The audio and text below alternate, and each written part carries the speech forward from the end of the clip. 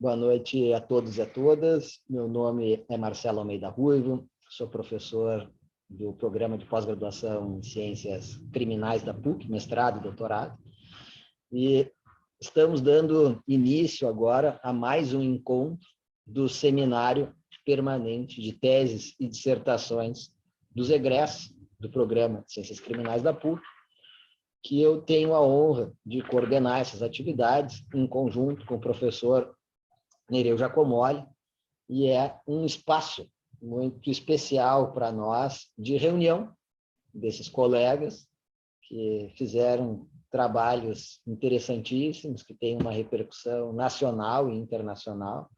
É uma oportunidade de nós estarmos juntos, de alguns passarem a se conhecer e conhecer também o trabalho de colegas que já tiveram por aqui. E eu considero um espaço muito especial de diálogo universitário, de debate acadêmico e também de divulgação de algumas ideias para aqueles que se encontram na solidão da pesquisa jurídica, que é um dos momentos de alta tensão, porque na nossa formação, vamos dizer, cultural, professor Pablo, a solidão, a monotonia, o tédio não é muito bem visto, mas, ao mesmo tempo, esse é um outro lado da noção de persistência, que é tão cultivada, respeitada e valorizada no pensamento norte-americano e europeu, no sentido de que a construção de grandes trabalhos exige muito tempo de solidão, da pessoa estar com as suas teses, e hoje, então, é a oportunidade de todos aqui presentes ouvirem a apresentação de um trabalho que rendeu frutos e que tem fomentado outros debates entre nós. Nós temos seguido, basicamente, rigorosamente, a ordem das apresentações. Então, os doutores que foram se doutorando aqui no programa de Ciências Criminais da PUC do Rio Grande do Sul vão apresentar as suas teses na ordem de antiguidade acadêmica universitária pela qual eles foram aprovados e obtiveram os títulos. Hoje, em especial, a gente recebe aqui o professor Pablo Alfson, que tem sido um grande parceiro do programa de Ciências Criminais, da especialização de Direito Penal Empresarial da PUC, que é um mestre e doutor pela PUC do Rio Grande do Sul, professor do programa de pós-graduação na Universidade Federal do Rio Grande do Sul, aqui em Porto Alegre, um reconhecido tradutor do alemão, tendo traduzido diferentes juristas, diferentes visões a respeito do direito penal.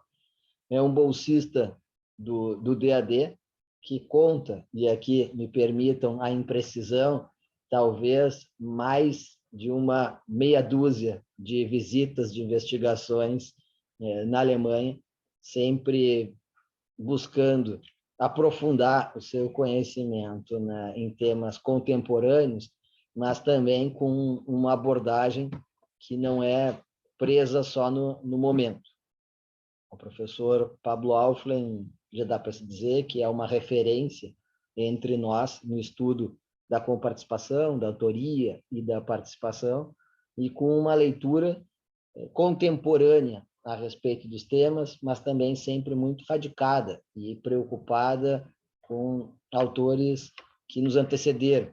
Então, é alguém que transita em autores brasileiros que não estão mais entre nós, como Toledo, Hungria,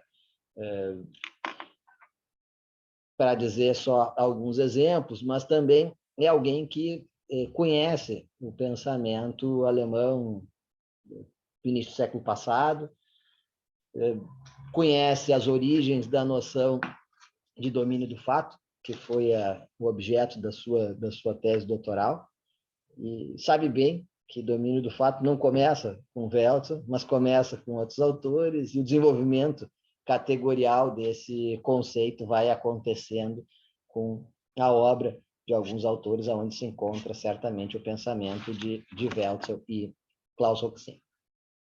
Queria destacar, em especial, só por fim dessa apresentação, um texto do professor Pablo Alfran, que pode ser acessado por todos, se chama Responsabilidade Penal dos Sócios e Administradores por Crimes contra a Ordem Tributária, que partiu de um convite que eu formulei ao professor para integrar uma coletânea que foi pensada reunindo tributaristas e penalistas, tratando de temas contemporâneos.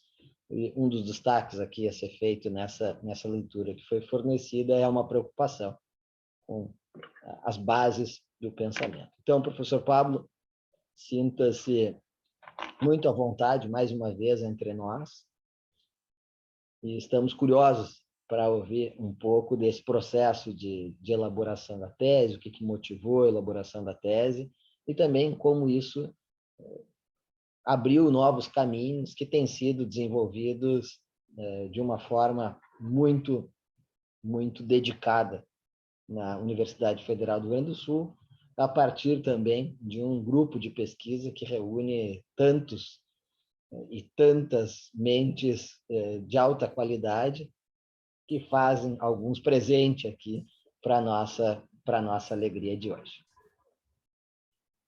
Muito obrigado, professor. Muito obrigado, professor Marcelo. Me ouvem bem? Muito obrigado. Fico muito feliz, né? Eu fiquei e estou ainda muito feliz e assim permanecerei em virtude desse convite que me foi estendido para participar deste evento tão singular que o professor Marcelo, juntamente com o professor Nereu, tem organizado, porque acredito que é, ao mesmo tempo que um impulso para que nós possamos resgatar ideias antigas e que talvez até mesmo já tenhamos mudado ao longo do tempo, possamos, né, também expor um pouco da nossa trajetória para aqueles que pretendem, né, seguir a sua, né, e também podem então servir como um aporte, uma contribuição nesse sentido, para além da questão teórica, né? Então, eu agradeço muito pelo convite, professor. Fico até constrangido com as palavras elogiosas que me foram, né, estendidas aqui na abertura. Fico realmente envaidecido. Sou uma pessoa, pelo menos quem me conhece mais proximamente, que, apesar do meu senso crítico e às vezes até acentuado pela forma de colocar, uma coisa que eu acho muito importante é preservar a humildade científica, né? E a humildade científica, como eu sempre ressalto, ela diz respeito à abertura honesta das ideias e sua exposição, assim como, antes de tudo, não impor estas ideias que por nós são desenvolvidas, na medida em que estamos aqui para dialogar.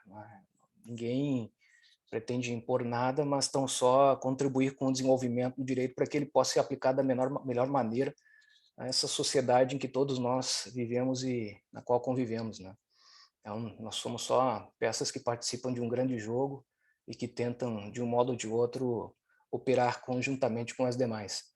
Então, eu agradeço muito mesmo, professor, por este convite.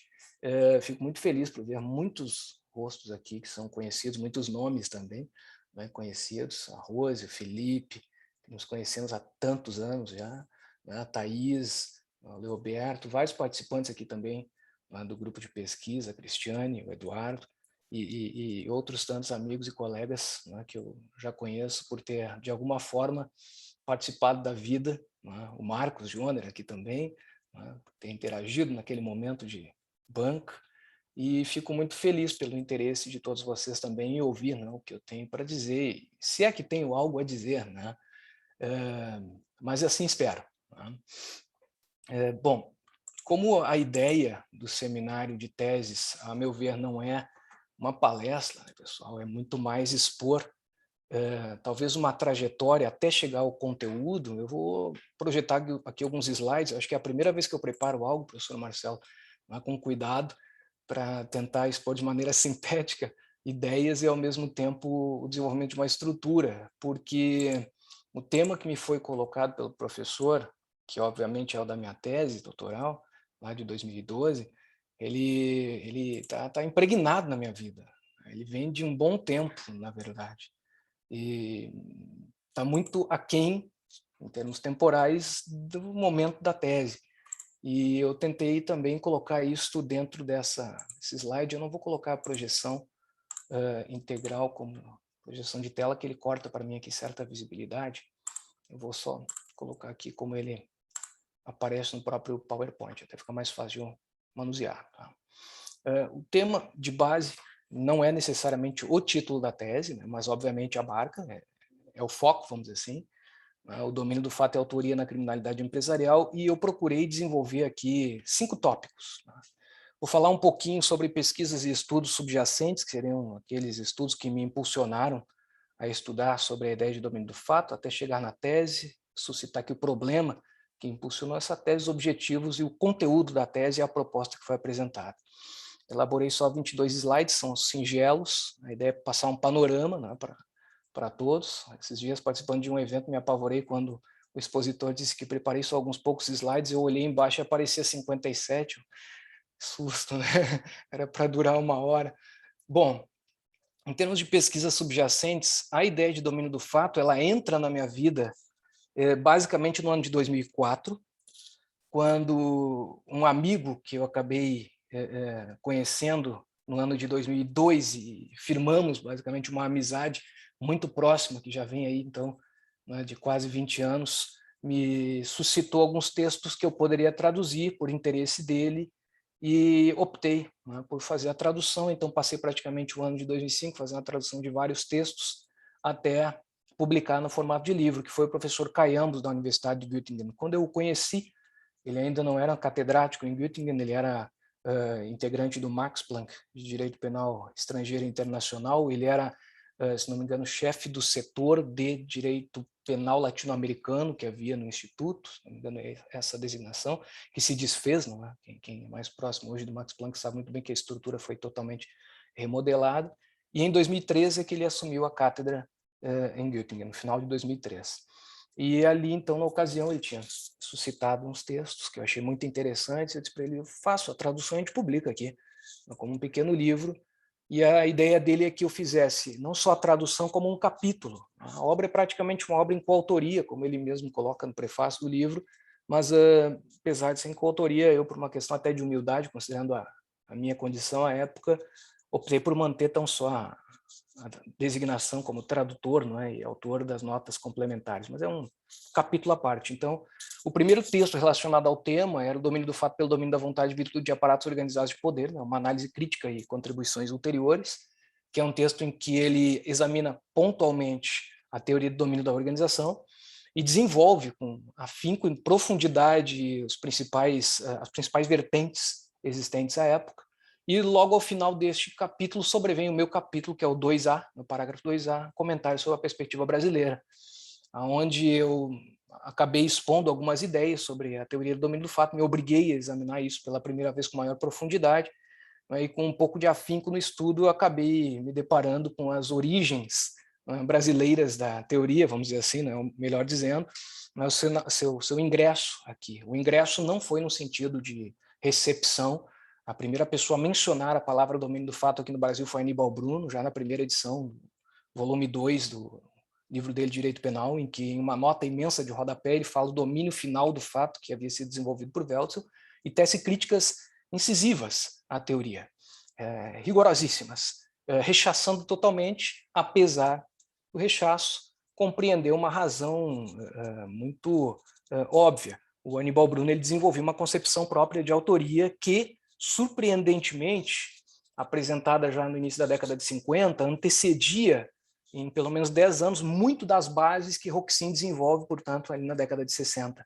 Algo realmente muito surpreendente. As ideias a respeito disso foram apresentadas em um pequeno livro que foi o resultado de um seminário que fizemos em Göttingen. Se eu esqueci de colocar aqui, mas deixa eu só projetar, caso alguém tenha interesse, é este livrinho aqui, O Passado e o Futuro na Teoria de Aníbal Bruno, é organizado pelo Caiambos junto com o Paulo Souza Mendes, em que tem o capítulo que eu desenvolvi aqui sobre a autoria e participação de Aníbal Bruno.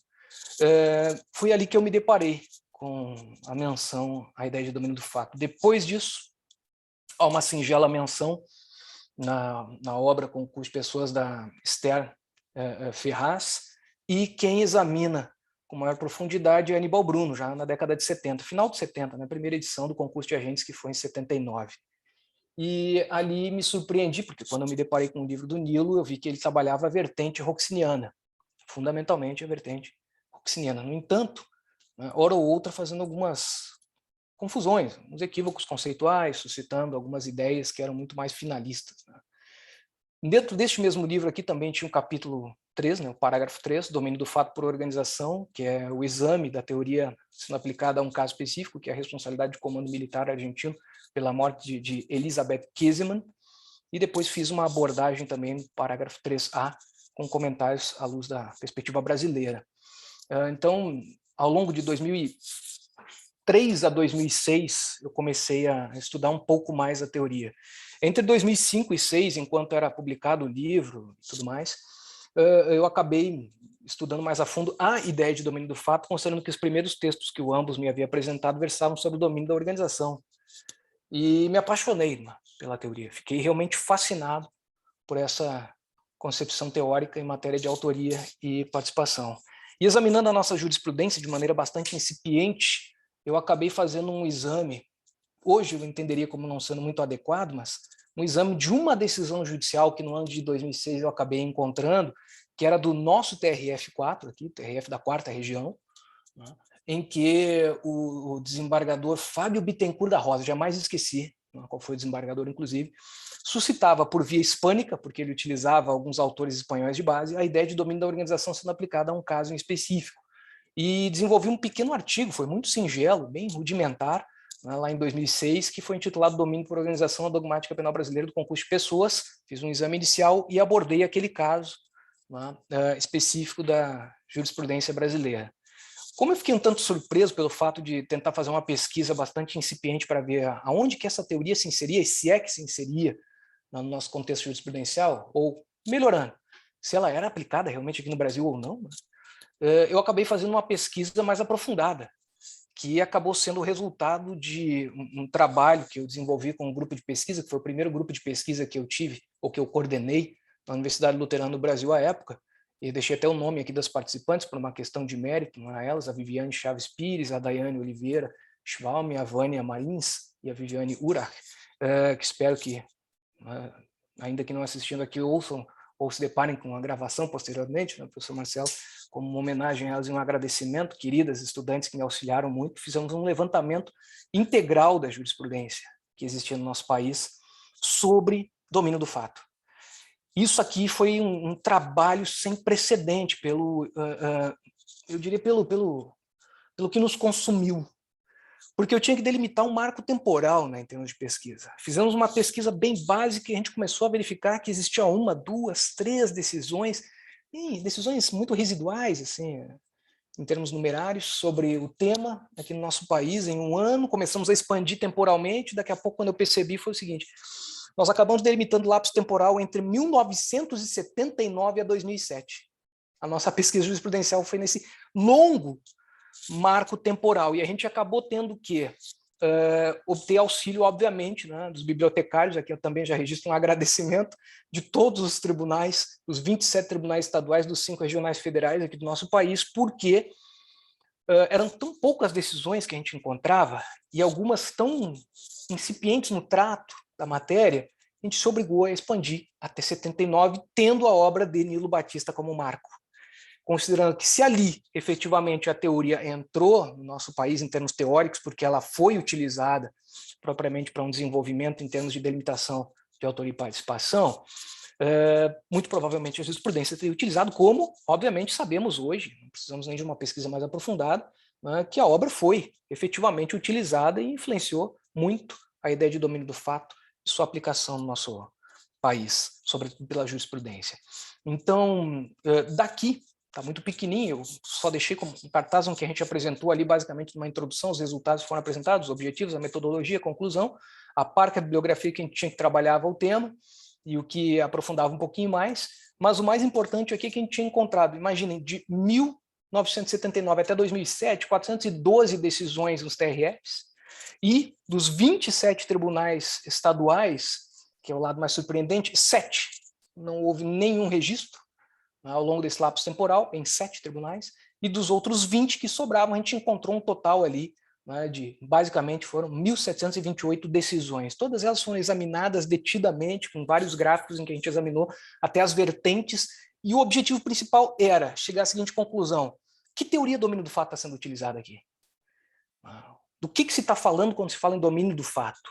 Sendo que utilizamos várias palavras-chave para pesquisa, né? É domínio, é fato, era domínio do fato, era domínio por organização, era domínio da vontade, era domínio da ação e assim por diante, assim como domínio funcional. A conclusão que a gente acabou chegando no exame que se fez é: mais de 75% das decisões tratava da coautoria do domínio funcional. É muito residualmente, cerca de 8% das decisões que a gente tinha analisado tratavam sobre a autoria imediata. Imaginem, no lapso temporal de 79 até 2007, gente. E o restante versava sobre, né, basicamente, autoria direta. E aí vem outro lado surpreendente, que foi a confusão conceitual que se verificou. Ora utilizavam conceitos como domínio da vontade, associando a obra de Hans Welzel, ora se utilizava a expressão domínio funcional, associando a figura de Hans Welzel, ora se utilizava, né, também, né, era domínio da ação, vinculando a Hans Welzel, e assim vai, até que se percebeu que os critérios que normalmente argumentativamente se utilizava demonstravam um imenso equívoco no trato da teoria, porque, basicamente, a menção era a um autor e, de outro lado, a referência, vamos dizer assim, substancial era outro. Daí a confusão a que se chegou na jurisprudência. E isso tem um reflexo prático terrível. Nem sempre quem é coautor para o Welzel vai ser coautor para Roxin. Nem sempre quem é um autor mediato para Roxin assim o será para Welzel. E nem sempre quem é um autor direto para Welzel será para Roxin e vice-versa. Os critérios são absolutamente distintos e isso aqui é extremamente importante. É fundamental a gente ter isso em vista. E assim foi indo. A pesquisa foi seguindo, apresentamos só como primeiro resultado e eu seguindo com a minha paixão pela teoria. E a ideia era, ali em 2007, desenvolver toda a construção teórica e apresentar isso como sendo um livro, algum dia na minha vida. E aí sobreveio o ano de 2009, quando eu ingresso no doutorado na PUC. Há uma incursão aqui que descabe fazer da minha tentativa de um doutorado na Alemanha, né, do qual eu abri mão na Universidade de Göttingen no ano de 2006, e por razões que obviamente descabe aqui eu falar, mas em algum outro momento posso expor, para não perder tempo tão só, mas cheguei até a ganhar a bolsa integral do professor Marcelo, né, para ir para Göttingen para fazer do DAD, né, o doutorado, e também abri mão dela. Né. Como diz o professor, ambos, eu fui o primeiro e único latino-americano que fez esta bobagem, né, abrir mão de uma bolsa integral do DAD. Espero continuar assim, né, primeiro em alguma coisa. Desculpem o tom jocoso e a brincadeira, mas aqui, chega no ano de 2009, quando eu ingresso no doutorado na PUC, o meu tema de trabalho não era esse, não. Eu estava desenvolvendo isso como uma pesquisa autônoma e absolutamente independente, e, como eu disse, que eu pretendia apresentar como um livro futuro, em algum momento da minha vida. O trabalho que eu ia desenvolver versava originariamente sobre os influxos do costume internacional na construção do princípio da legalidade no direito penal internacional, considerando o seu caráter como soft law. Essa proposta de tese foi desenvolvida mais tarde na Alemanha diretamente por um colombiano, né, chamado Gustavo Cote. Muito feliz que alguém desenvolveu esse tema, e que eu mudei cerca de 9 meses após ingressar no doutorado, em razão de o meu orientador à época, infelizmente, ter que se desligar da instituição e sair do Estado. Fiquei muito triste com a situação, mas absolutamente compreensível pelas razões dele, e na necessidade de alterar, portanto, meu tema de trabalho, ao mesmo tempo seguindo uma outra perspectiva em face do novo orientador, que acabou sendo, por felicidade e alegria, meu querido amigo Fábio Roberto Dávila, do qual eu tenho um profundo e imenso carinho de muitos anos. Conheci o Fábio em 1998, né? Então o pessoal deve estar assustado, nós estamos falando de gente jovem aqui, né, professor Marcelo? E fiquei, obviamente, muito feliz com isso e aproveitei, né, pela relação que eu tinha de proximidade com o Fábio, ao mesmo tempo pela bagagem teórico-dogmática que ele tinha, por sugerir a mudança do meu tema de tese, e ele prontamente aceitou quando eu coloquei o tema, que seria o domínio do fato e autoria no direito penal, e coloquei como um subtítulo já à época, de imediato, né, circunscrevendo critérios para a delimitação da autoria em face da criminalidade empresarial. Obviamente, estamos falando de criminalidade empresarial, gente, de uma década e meia atrás, né? até a criminalidade empresarial e também as construções teóricas que existiam à época, sobretudo em matéria de imputação objetiva, eram bastante rudimentares. O que se desenvolveu no período de 2010 para cá, em matéria de dogmática delito empresarial, dos delitos empresariais e econômicos, principalmente, porque estão necessariamente imbricados, a meu ver, foi algo impressionante, né? E considerando, obviamente, toda essa caminhada, e obviamente, meu redirecionamento para um tema de paixão, né, de absoluta paixão, embora não também deixasse de ter a paixão pelo tema originário, acabei desenvolvendo a minha tese entre o período de 2009 e 2012. No resultado, última versão depositada na biblioteca da PUC, com 301 páginas, até resgatei esse detalhe, né, com 1.234 notas de rodapé e 347 referências bibliográficas, 58 decisões citadas, das quais eram 43 decisões basicamente alemãs e o restante decisões brasileiras. O trabalho original, nesta versão da capa que todos estão vendo aqui, ele compreendia 3 grandes partes, pessoal, 3 grandes partes. Uma primeira parte em que, ousadamente, e esta parte, infelizmente, eu percebi que não foi devidamente assimilada, né, na ocasião, era uma proposta de um novo sistema de direito penal. O último ponto do primeiro capítulo radicava nisso, que nada mais era do que uma tentativa de continuidade de um sistema ontológico relacional kaufmanniano, que foi o meu grande alicerce para a construção da proposta final, e que basicamente eu acabei abrindo mão cerca de 6 anos depois que eu apresentei a tese, por ter sido cooptado, né, por um senhor de 80 e tantos na vida em um jantar que conseguiu me convencer, que foi o professor Günther Jacobs, e me fez mudar completamente de orientação teórica por me apresentar basicamente uma sequência em termos de pensamento. E diz respeito à questão de base, que também não preciso me dedicar a examinar aqui. Mas chegamos a este momento ali da tese. E, basicamente, o problema que me foi suscitado e que já vinha comigo também de maneira bastante angustiante era este: quais critérios eram oferecidos pela doutrina para determinar a autoria e as suas respectivas modalidades, né, da respectiva participação. E, sobretudo, obviamente, considerando, né, a complexidade natural da criminalidade empresarial que já se manifestava há alguns anos.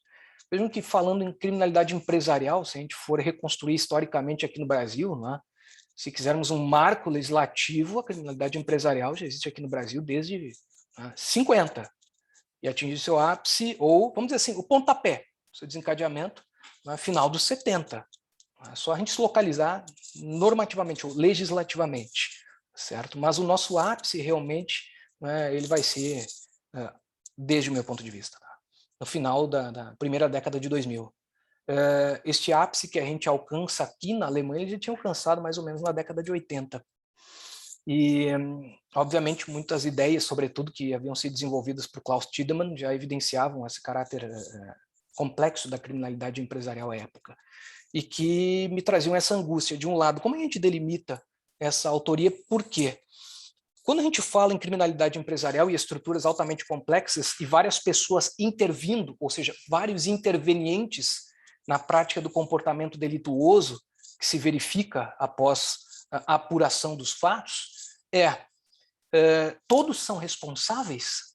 A questão da responsabilidade de todos que intervêm no fato delituoso é de competência da imputação objetiva, ou compete à teoria da imputação objetiva se todos, compete a ela dizer se todos respondem pelo fato ou não.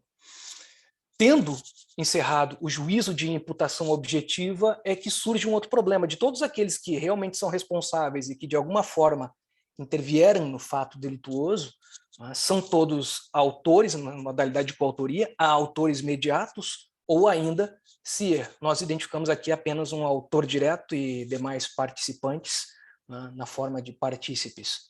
Então, vejam que são 2 níveis aqui. Um primeiro nível no plano do tipo objetivo que diz respeito à responsabilização, que recai na esfera da imputação objetiva, e superado esse é que a gente adentra no plano da delimitação da autoria e da respectiva participação. E, obviamente, o meu foco não era o da responsabilização, que isso dependeria dos critérios de imputação objetiva. Era o segundo nível. Quais critérios a gente adota, não é? Quais a gente vai utilizar para concluir quem é autor e quem é partícipe. A angústia aqui, ela radicava numa razão muito óbvia e que não depende tão só de um interesse pessoal do Pablo, né? Vou pular aqui para depois voltar a esse detalhe. Deixa eu ver se eu coloquei aqui. Não, já está aqui. Coloquei como objetivo. Né? O primeiro objetivo era justamente esse, concretizar a cláusula do artigo 93, inciso 9 da Constituição, em virtude dos déficits legislativos que a gente tem em matéria de concurso de pessoas e, de outro lado, em razão, obviamente, também da confusão doutrinária que eu já havia identificado naquele momento. Mas o principal era esse. Se eu preciso de critérios, né, há uma razão de ser para a existência desses critérios, que é nortear a atuação daquele que tem a incumbência de concluir, tanto pela responsabilização, como, de outro lado, pela respectiva modalidade de intervenção no fato delituoso. Porque somente os critérios é que nos dão a segurança jurídica, desde o meu ponto de vista, né? Para que a gente possa dizer se um juiz está correto ou não está correto em sua decisão. E isso é inerente à cláusula do 93, inciso 9, que nada mais é do que o que a gente chama, ou comumente conhece, como sendo o princípio da motivação dos atos jurisdicionais. É na motivação que o juiz vai expor argumentativamente toda aquela estrutura teórica de base relacionada ao fato que ele aferiu, né, a partir daquilo que foi coligido nos autos, se realmente alguém é partícipe, se alguém é autor, e em sendo autor, qual a modalidade. Por isso, a relevância extrema destes critérios e da apuração desses critérios. O segundo objetivo era investigar as teorias existentes e reconhecidas na nossa legislação, na doutrina, assim como também na jurisprudência brasileira. Por conseguinte, aferir a compatibilidade da concepção predominante no âmbito brasileiro com a ordem jurídica.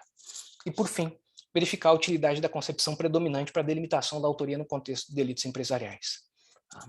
Eram esses os objetivos, era aquele problema que me havia impulsionado e, ao mesmo tempo, toda, vamos dizer assim, paixão que já vinha há alguns anos comigo pelo tema que me levaram a apresentar a tese.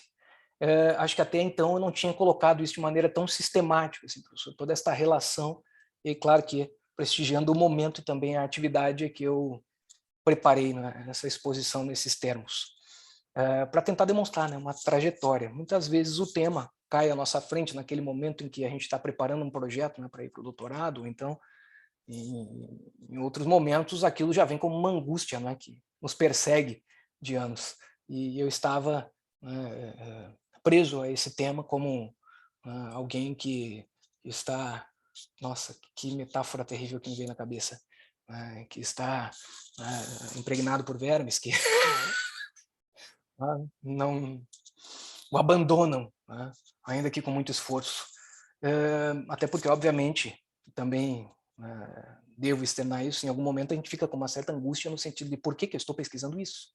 É normal, é natural esse desgaste. Chega a um ponto em que aparece tanta coisa na frente, há uma profusão de concepções, a complexidade aumenta à medida em que a gente vai se aprofundando no tema, que a gente se questiona, né? Por que eu resolvi estudar isso? E às vezes tu tenta delimitar o máximo possível e parece que ainda assim esta angústia não cessa. Bom, quando eu chego no âmbito da tese especificamente, eu posso expor também de maneira sistemática toda a estrutura dela em basicamente como esquema 1A, 1B, 1C, um esquema 2, um 3 e o 4. Então são basicamente aqui 6 esquemas. Tá? Um primeiro esquema que vai representar o que a gente chama de vias tradicionais para solucionar o problema de autoria e participação e que, de certo modo, obrigatoriamente tive que passar por eles, considerando que, apesar de não terem sido construídos ou edificados à luz de um contexto de criminalidade empresarial e ou econômica, era imprescindível, porque em um momento ou outro perambularam pela nossa ordem jurídica, até chegar numa proposta de cariz finalista que foi introduzida na nossa ordem jurídico-penal, sobretudo em 84, já ressaltando o fato de que eu sigo a posição de que em 1984 o nosso legislador adotou, e até de forma expressa, o modelo finalista de direito penal.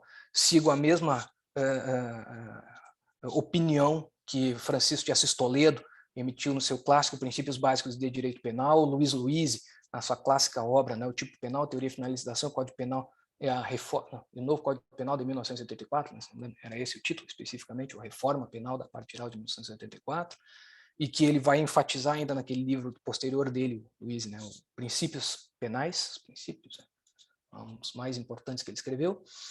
Sigo esta opinião. Em terceiro, examinei a proposta teleológico-racional assim denominam, considerando que, apesar de muitos seguidores de Klaus Roxin denominarem seu sistema de funcionalista num sentido estritamente jacobsiano, não tenho como denominar o seu sistema de funcionalista e assim não o considero. Ele é um sistema, como o próprio autor denomina, teleológico racional. Em várias obras, Roxin faz questão de ressaltar isso, até chegar a uma proposta relacional, que seria aquilo que, em princípio, eu estava apresentando à época. Não me ative, na ocasião, ao sistema funcionalista normativo, funcionalista normativista, ou, segundo alguns ainda, funcionalista sistêmico, considerando que a vertente era bastante residual no nosso país, na época que eu estava trabalhando, pelo menos, não encontrando-se aqui nenhum aporte praticamente. Alguns poucos trabalhos que haviam sido traduzidos pelo professor André Calegari e poucos também de autoria própria dele, considerando que ele começa a desenvolver mais aquela época ali, na linha do funcionalismo jacobsiano. E essa é a estrutura. E a estrutura, esquematicamente, ela se apresenta assim. Como é uma visão tradicional, o primeiro esquema que eu precisei examinar foi a estrutura dos sistemas que formam a base do concurso de pessoas para que a gente possa distinguir autor e partícipe. Fundamentalmente, eu me obriguei a estudar aprofundadamente os dois grandes sistemas que norteiam o concurso de pessoas, que são o sistema unitário e o diferenciador. Estudando com os dois grandes sistemas, verifiquei que há uma profusão imensa de sistemas unitários, imensa, mas que o professor Diethelm Kienapfel sistematizou em dois grandes grupos. E, de outro lado, também foi ressaltada essa profusão pelo professor Thomas Roth, em um trabalho fantástico, foi a tese doutoral dele, que era Einheitstäterschaft, Tatherrschaft, autoria unitária ao invés de domínio do fato. Nessa tese doutoral, ele reconstrói todos os sistemas unitários existentes e verifica até numa perspectiva comparada e conclui que há muitos diferentes sistemas unitários, mas que também, na linha de Diethelm Kienapfel, há uma divisão, considerando que esses dois sistemas podem ser distinguidos em dois grupos, o sistema unitário formal e o funcional. O formal, basicamente, colocando em linguagem bem simplória, é aquele sistema em que todo aquele que concorre para o fato responde por aquele delito, com a mesma pena. Foi o sistema que foi desenvolvido por Stiebel, lá em 1789, gente. Não é nada novo, né? Isso aí. O Stiebel. Que, na realidade, era o antecessor do Feuerbach, né? A única diferença entre Feuerbach e Stiebel é que Stiebel trabalhava alguns temas esparsos de direito penal, não criou um grande sistema coerente como Feuerbach fez. Então, detalhe, existiam muitos livros de direito penal antes de Feuerbach, por mais que vocês encontrem algum autor dizendo que Feuerbach foi o sistematizador do direito penal. Ele foi? Foi. Temos que dar uma palmatória. Muito do que a gente encontra hoje nos manuais foi criado por ele, originariamente. Mas vários aspectos já estavam sendo tratados por inúmeros outros autores. Um deles, Stiebel, que foi quem desenvolveu, à luz de uma premissa eminentemente causal naturalista, a ideia de concorrência para o fato delituoso, considerando que todos que concorrem devem responder pelo mesmo delito e pelas mesmas penas. Isso é um sistema unitário formal. Vejam que esse sistema unitário formal foi adotado aqui no Brasil em 1940, né? No nosso antigo artigo 25 do Código Penal, que reproduz quase integralmente o nosso atual 29, que foi reformado ali em 84. Antes disso, nós ainda adotávamos também um sistema unitário, mas por imposição doutrinária, pessoal, certo? Por imposição doutrinária, porque na legislação anterior, por exemplo, o Código de 1890, Código de 1830, já traziam alguns vestígios de um sistema diferenciador. Isso aqui é interessante a gente observar. É como se a gente seguisse numa linha de sistema diferenciador, pulássemos para um sistema unitário formal, por influência causal naturalista. Uma pesquisa mais aprofundada teria que concluir acerca dessa influência, se adveio da criminologia aqui no Brasil, ou de outro lado especificamente, e aqui eu me reporto obviamente na criminologia lombrosiana, que entrou pela via aqui também de Nina Rodrigues e de outros, como também pelo causal naturalismo que influenciou decisivamente o pensamento de Tobias Barreto, que é a ideia da qual eu parto. Influenciou Tobias Barreto, influenciou muitos outros autores brasileiros, como, por exemplo, vou cometer um equívoco aqui. Está lá o nome dele.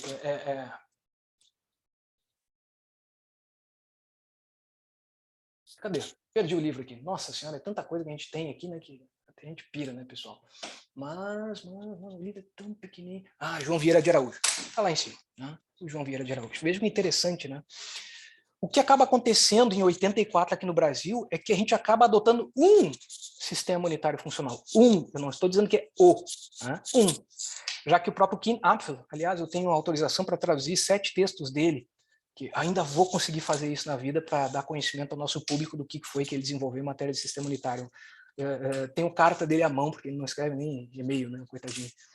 Mas o Kim Apfel foi quem mais trabalhou a questão a fundo e ele percebeu o seguinte, olha, há sistemas unitários que partem da premissa de que todos respondem pelo mesmo delito.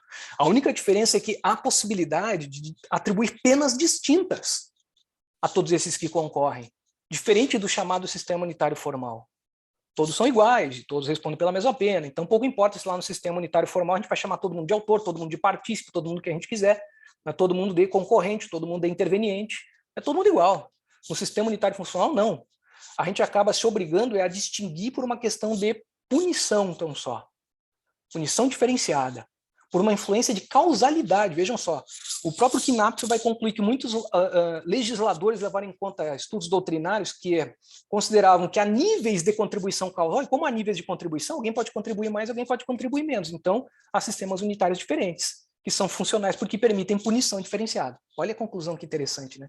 E aí, de outro lado da história, vem o outro aspecto. Aqui no Brasil, o que aconteceu foi que o nosso 29 só acrescentou um detalhe ao 25, né? Todo aquele que concorre pelo crime responde pelas penas dele combinadas na medida da sua culpabilidade. Pronto.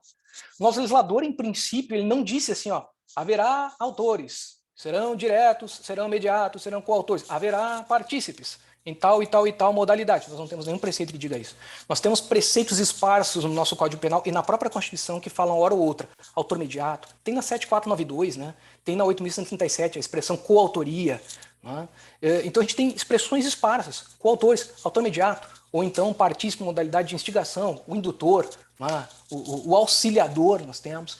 Nós temos uma profusão de expressões que só norteiam basicamente no sentido de nós podermos construir algo para chegarmos a uma conclusão de que X, Y e Z receberão penas distintas. O modelo austríaco que o Kim Apfel identificou à época é que é muito elucidativo nesse sentido. Ele percebeu o seguinte, há autores de primeiro grau, segundo grau, terceiro grau, quarto grau, quinto grau. O autor de primeiro grau corresponderia ao que a gente conhece como sendo hoje um autor direto, de segundo grau a coautores, terceiro grau seria um autor imediato, e assim para baixo, quarto e quinto, aqui em diante, seriam partícipes. Mas é esta gradação que vai distinguir, portanto, cada um para que a gente possa atribuir penas diferenciadas. Então, este é o detalhe do sistema funcional. Todos respondem por aqueles delitos, ou melhor, por aquele delito, perdão, tá? Mas atribuímos penas distintas, conforme o grau de contribuição. Vejam só que interessante, por uma influência causal da época. Tá? Só que muitos autores criticavam isso, dizendo, olha, isso se confunde, até mesmo entra em conflito com o sistema diferenciador. E a conclusão que o Kim Apfel vai mostrar é a seguinte, olha, o sistema diferenciador é aquele em que o próprio legislador, para além de distinguir as categorias, define. O exemplo que a gente poderia pegar é o próprio artigo 25, parágrafo 25 do Código Penal alemão. Lá no parágrafo 25 do Código Penal alemão, se vocês jogarem lá StGB, parágrafo 25, vocês vão encontrar lá aquela inscrição que vai colocar assim, Täterschaft, né, no parágrafo 25. Aí, na primeira frase, né, Satz 1, né, vai estar lá, als Täter wird bestraft werden die Straftat selbst oder durch einen anderen begeht. É isso, né? Tipo, pune-se como autor quem comete o fato por si mesmo ou por meio de outro. Opa! É o dispositivo que está dizendo para a gente assim, tu tem autor que é direto e tu tem autor que é mediato. Tá? Pratica o fato por meio de outra. E tu vai pegar o mesmo parágrafo 25 lá na frase 2, tu vai encontrar lá, vai dispor lá para a gente, né? Esqueci. Ele vai dispor, Begehren mehrere die Straftat gemeinschaftlich, so wird jeder Austäter bestraft. Entre parênteses vai estar lá até Mittäter. Se muitos cometem o fato ou concorrem para o fato conjuntamente, todos são punidos como autores, entre parênteses, coautoria. Vejam, pessoal, é o legislador que diz isso. Não é o Pablo, não é um doutrinador. É o legislador que está dizendo, tu tens autoria, e as modalidades são essas, e eu defino para ti. Tá? Entendendo? Então a questão é essa, basicamente essa. Mesmo vai acontecer com instigação e cumplicidade. Vocês vão encontrar lá o Anstiftung no parágrafo 26 e o Beihilfe, né? Enquanto cumplicidade no parágrafo 27 do Código Penal alemão. O legislador, além de adotar uma nomenclatura, ele define essa nomenclatura. Isso é que seria próprio de um sistema diferenciador, segundo o pensamento do Kim Apfel. Pronto, chegando a esse consenso, eu cheguei à seguinte conclusão. Em primeiro momento, né, nosso sistema é um sistema unitário funcional. E eu não tenho a menor dúvida. É um sistema unitário funcional. Mas, claro que isso foi a época. Hoje, eu acho que o nosso sistema já é sui generis. É um sistema unitário funcional sui generis, muito próximo a um sistema diferenciador, pela cláusula específica que faz referência à figura da participação de menor importância. Mas isso eu deveria examinar outra hora, porque nem foi objeto de estudo à época. Considerando essa diferenciação ali de sistemas, é que eu percebi o seguinte, olha, considerando o sistema que a doutrina começou a edificar concepções teóricas. Dentro de um sistema diferenciador, como na própria Alemanha a gente verificava já lá no início no final dos 800 e início dos 900, a gente trabalhava com um sistema diferenciador que só era compatível, em princípio, com o conceito restritivo de autor, e, de outro lado, um conceito restritivo de autor era delimitado por uma teoria objetiva, e segundo a jurisprudência, hora ou outra, pela própria teoria subjetiva, que alguns consideram incompatível. De outro lado, o sistema unitário, quando adotado, ele podia seguir dois vieses, né? Ou era formal, só adequável ou compatível com o conceito extensivo de autor, porque a gente exaure todos os elementos de causalidade, portanto, objetificamos ao máximo, né, o conceito, não há que diferenciar nada. Ou então trabalhamos com um sistema funcional que admite ou a adoção de um conceito extensivo, ou a adoção de um conceito restritivo desde uma perspectiva de um sistema unitário funcional, porque não há nenhum óbice. Nenhum óbice. Leopold Zimmer vai ressaltar isso aqui também. Veja que interessante. Então, conforme o sistema unitário se adote, a gente pode optar por um conceito extensivo ou restritivo. Se o legislador não dispuser nada quanto a isso, a doutrina que decida. Se a doutrina entrar em conflito, a jurisprudência que firma uma posição predominante, né? Regrinha básica de introdução ao direito. Né? Quando o legislador cala, joga para as costas da doutrina. Quando a doutrina entra em conflito, a jurisprudência que resolva. Né? E coloque um ponto final na celeuma. E a regra seria a de que, bom, adotando um sistema unitário funcional, optamos pelo conceito extensivo e a teoria subjetiva será a melhor a delimitar, né, o conceito extensivo. Como no conceito extensivo partimos ainda da premissa de todo aquele que concorre para o fato responde, né, por ele na medida da sua culpabilidade ou de acordo com o que o legislador dispuser, a teoria subjetiva seria o melhor parâmetro porque ela partiria de critérios eminentemente psicologizantes. Né? Basicamente, o que os alemães chamaram de animus formel, né? Fórmula do animus. Autor é aquele que quer o fato como seu, partícipe é aquele que quer o fato, né, como não seu, ou seja, como sendo do autor. Né? Ele não quer o fato como próprio. E que depois a jurisprudência vai complementar dizendo assim, vamos inserir aqui a ideia de interesse ainda também. Autor é aquele que quer o fato como próprio e também tem interesse no resultado, partícipe é aquele que não quer o fato como próprio, né, e também não tem interesse no resultado. Vejam que interessante, né? É uma complementação teórica. E a teoria objetiva vai partir da premissa legalista, eu diria, porque ela está muito mais orientada pelo princípio da legalidade, partindo da ideia de que o autor é aquele que pratica a conduta descrita no verbo nuclear do tipo. Tá? E simples assim. Todas essas duas teorias aqui tinham vários problemas. Né? A subjetiva não permite com que a gente, basicamente, né, apreenda o conteúdo da mente de ninguém. Né? Todo critério subjetivo vai recair neste imenso problema, vamos ter que entrar na cabeça de alguém, salvo uma interceptação telefônica muito bem feita, que na realidade não existia à época, né? De nenhuma dessas teorias, a gente vai conseguir gravar alguém dizendo assim, eu quero fazer tal coisa. Né? E aí tu tem uma prova em conteste, se não hoje, nem mesmo apelando, né, a forças divinas. Tu vai conseguir apreender vontade no sentido naturalístico, que é o fulcro de uma concepção teórica como essa. A teoria objetiva, ela exaure tanto critérios objetivos que ela nem mesmo torna compatível a ideia de autoria imediata com a própria autoria.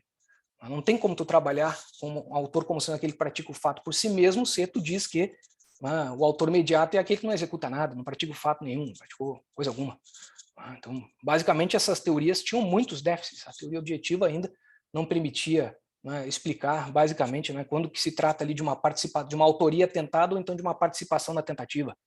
E vários outros problemas elas desencadeiam, vários.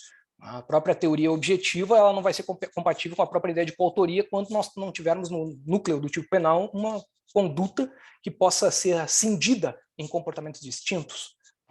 Então, a questão é muito problemática. Em muitos casos foram paradigmáticos aqui.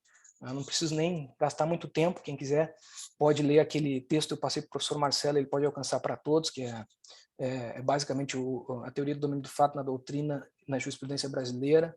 Acho que é esse aí que eu passei. E também no livro eu trabalho alguns casos específicos, no Teoria do Domínio do Fato.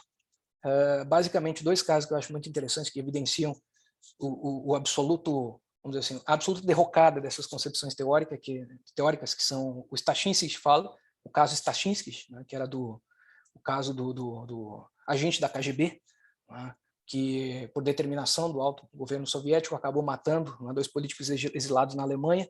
Ele matou a mando por alguém que controlava os seus atos, determinava quando agir. No entanto, olha que interessante, responsabilizaram alguém como executor de um fato, né, mas como sendo partícipe em fato de outrem.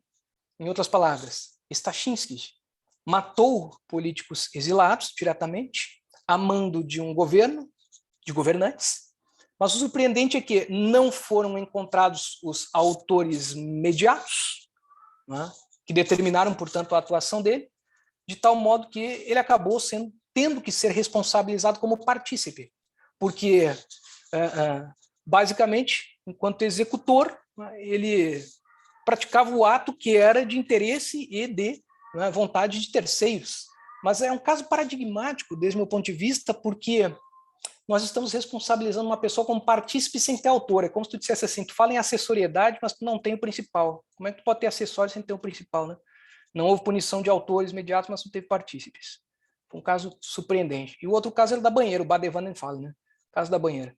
Aquele caso ali da mãe que, muito debilitada em virtude da sua condição, né, de gravidez e de uma gravidez à época considerada como espúria, porque era de um terceiro, sendo ela casada, ela oculta essa gravidez até o momento que nasce a criança, e aí quando a criança nasce, por não estar mais em condições de fazer cessar a sua vida, ela pede à irmã que mate a criança e ela coloca a criança dentro da banheira, já quase sem força, a mãe da criança, e a irmã vai lá e só coloca a mão em cima da criança e afunda na água e mata afogada. E aí, nesse caso, aí, como quem executou seria a mãe ou melhor, a irmã da mãe da criança, a irmã que seria responsabilizada pela pena de morte, enquanto a mãe seria absolvida, porque ela não teria, basicamente, praticado ato algum. Vejam que loucura. Aí veio lá Maximilian von Bury dizer, né, que há uma incorreção no tratamento dessas concepções teóricas, porque nós responsabilizaríamos alguém a pena de morte por ser, na verdade, né, num sentido causalista, uma partícipe e não uma autora. Ela só colocou a mão e empurrou quando quem, na realidade, pretendia que a criança morresse fosse a mãe, só não tinha condições físicas de fazê-lo. As concepções evidenciavam aí muitos e muitos déficits. E é em razão disso que se acabou desenvolvendo a teoria do domínio do fato. Só que o desenvolvimento da teoria do domínio do fato não é algo que num estalar de dedos surge no ano de 1963 porque Roxin sentou lá na frente da sua mesa e disse assim, vou criar hoje a teoria do domínio do fato. As coisas não funcionam assim, a gente sabe muito bem, né? A teoria do domínio do fato ela é citada inúmeras vezes por autores, mas na realidade a expressão do domínio do fato é citada muitas vezes por vários autores, antes de Weltzel até mesmo. Lá em 1915, Hegler, que naquele texto de Merkmale des Verbrechens vai usar a expressão pela primeira vez, mas o interessante é que ali na época ele usa a palavra domínio do fato unicamente para associar a ideia de culpabilidade. Vejam que interessante, ele suscita isto. E quem se apropria do conceito e vai tentar desenvolver depois dentro da culpabilidade é o nosso conhecido Goldschmidt, né? Muito conhecido pelo professor Auri, aqui, ou pelas mãos do professor Auri, mas pela maioria conhecido no processo, quando Goldschmidt foi um fantástico penalista. E no texto Normative Schuldbegriff, foi traduzido para o espanhol, né? O conceito normativo de culpabilidade, é que ele vai desenvolver um pouco a ideia de domínio do fato como sendo um critério de culpabilidade. Depois dele ainda, que foi em 31,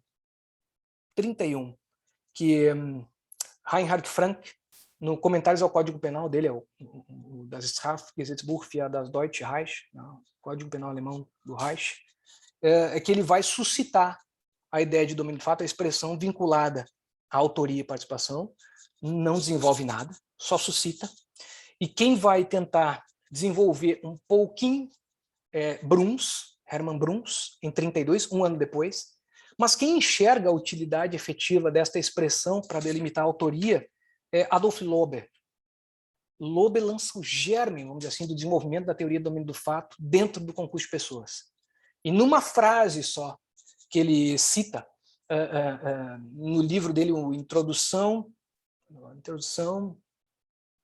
à parte geral do Código Penal, é que ele vai dizer que a autoria, ou melhor, que autor é aquele que exerce o domínio sobre o fato e mais nada. Pronto, deu e acaba por ali.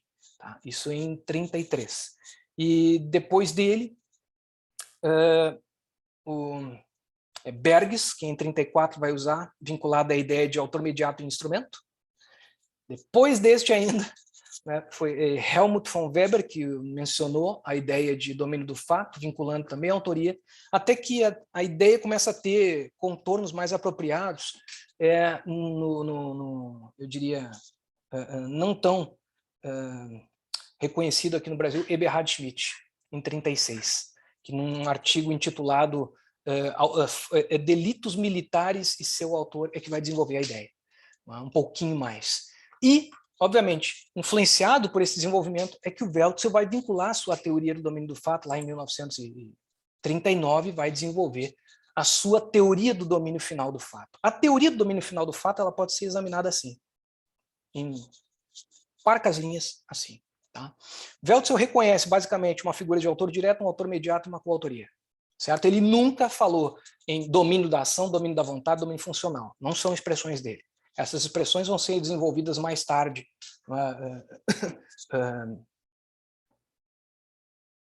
Só um segundo aqui, pessoal.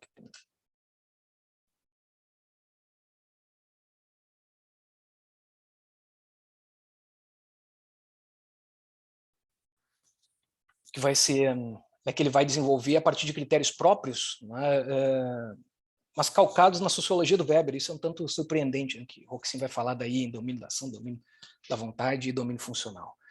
O interessante na perspectiva finalista é que o Weltzel vai falar na autoria direta criando pressupostos específicos ou critérios específicos para falar de um autor direto, dizendo que o autor direto é só aquele que preenche pressupostos pessoais, objetivos e subjetivos. Quando a lei exige um fim especial para que alguém seja autor direto, precisa cumprir esse fim especial. Para que alguém seja autor direto, precisa preencher algum elemento objetivo específico, como a condição de funcionário público, de advogado, quando o tipo assim exige.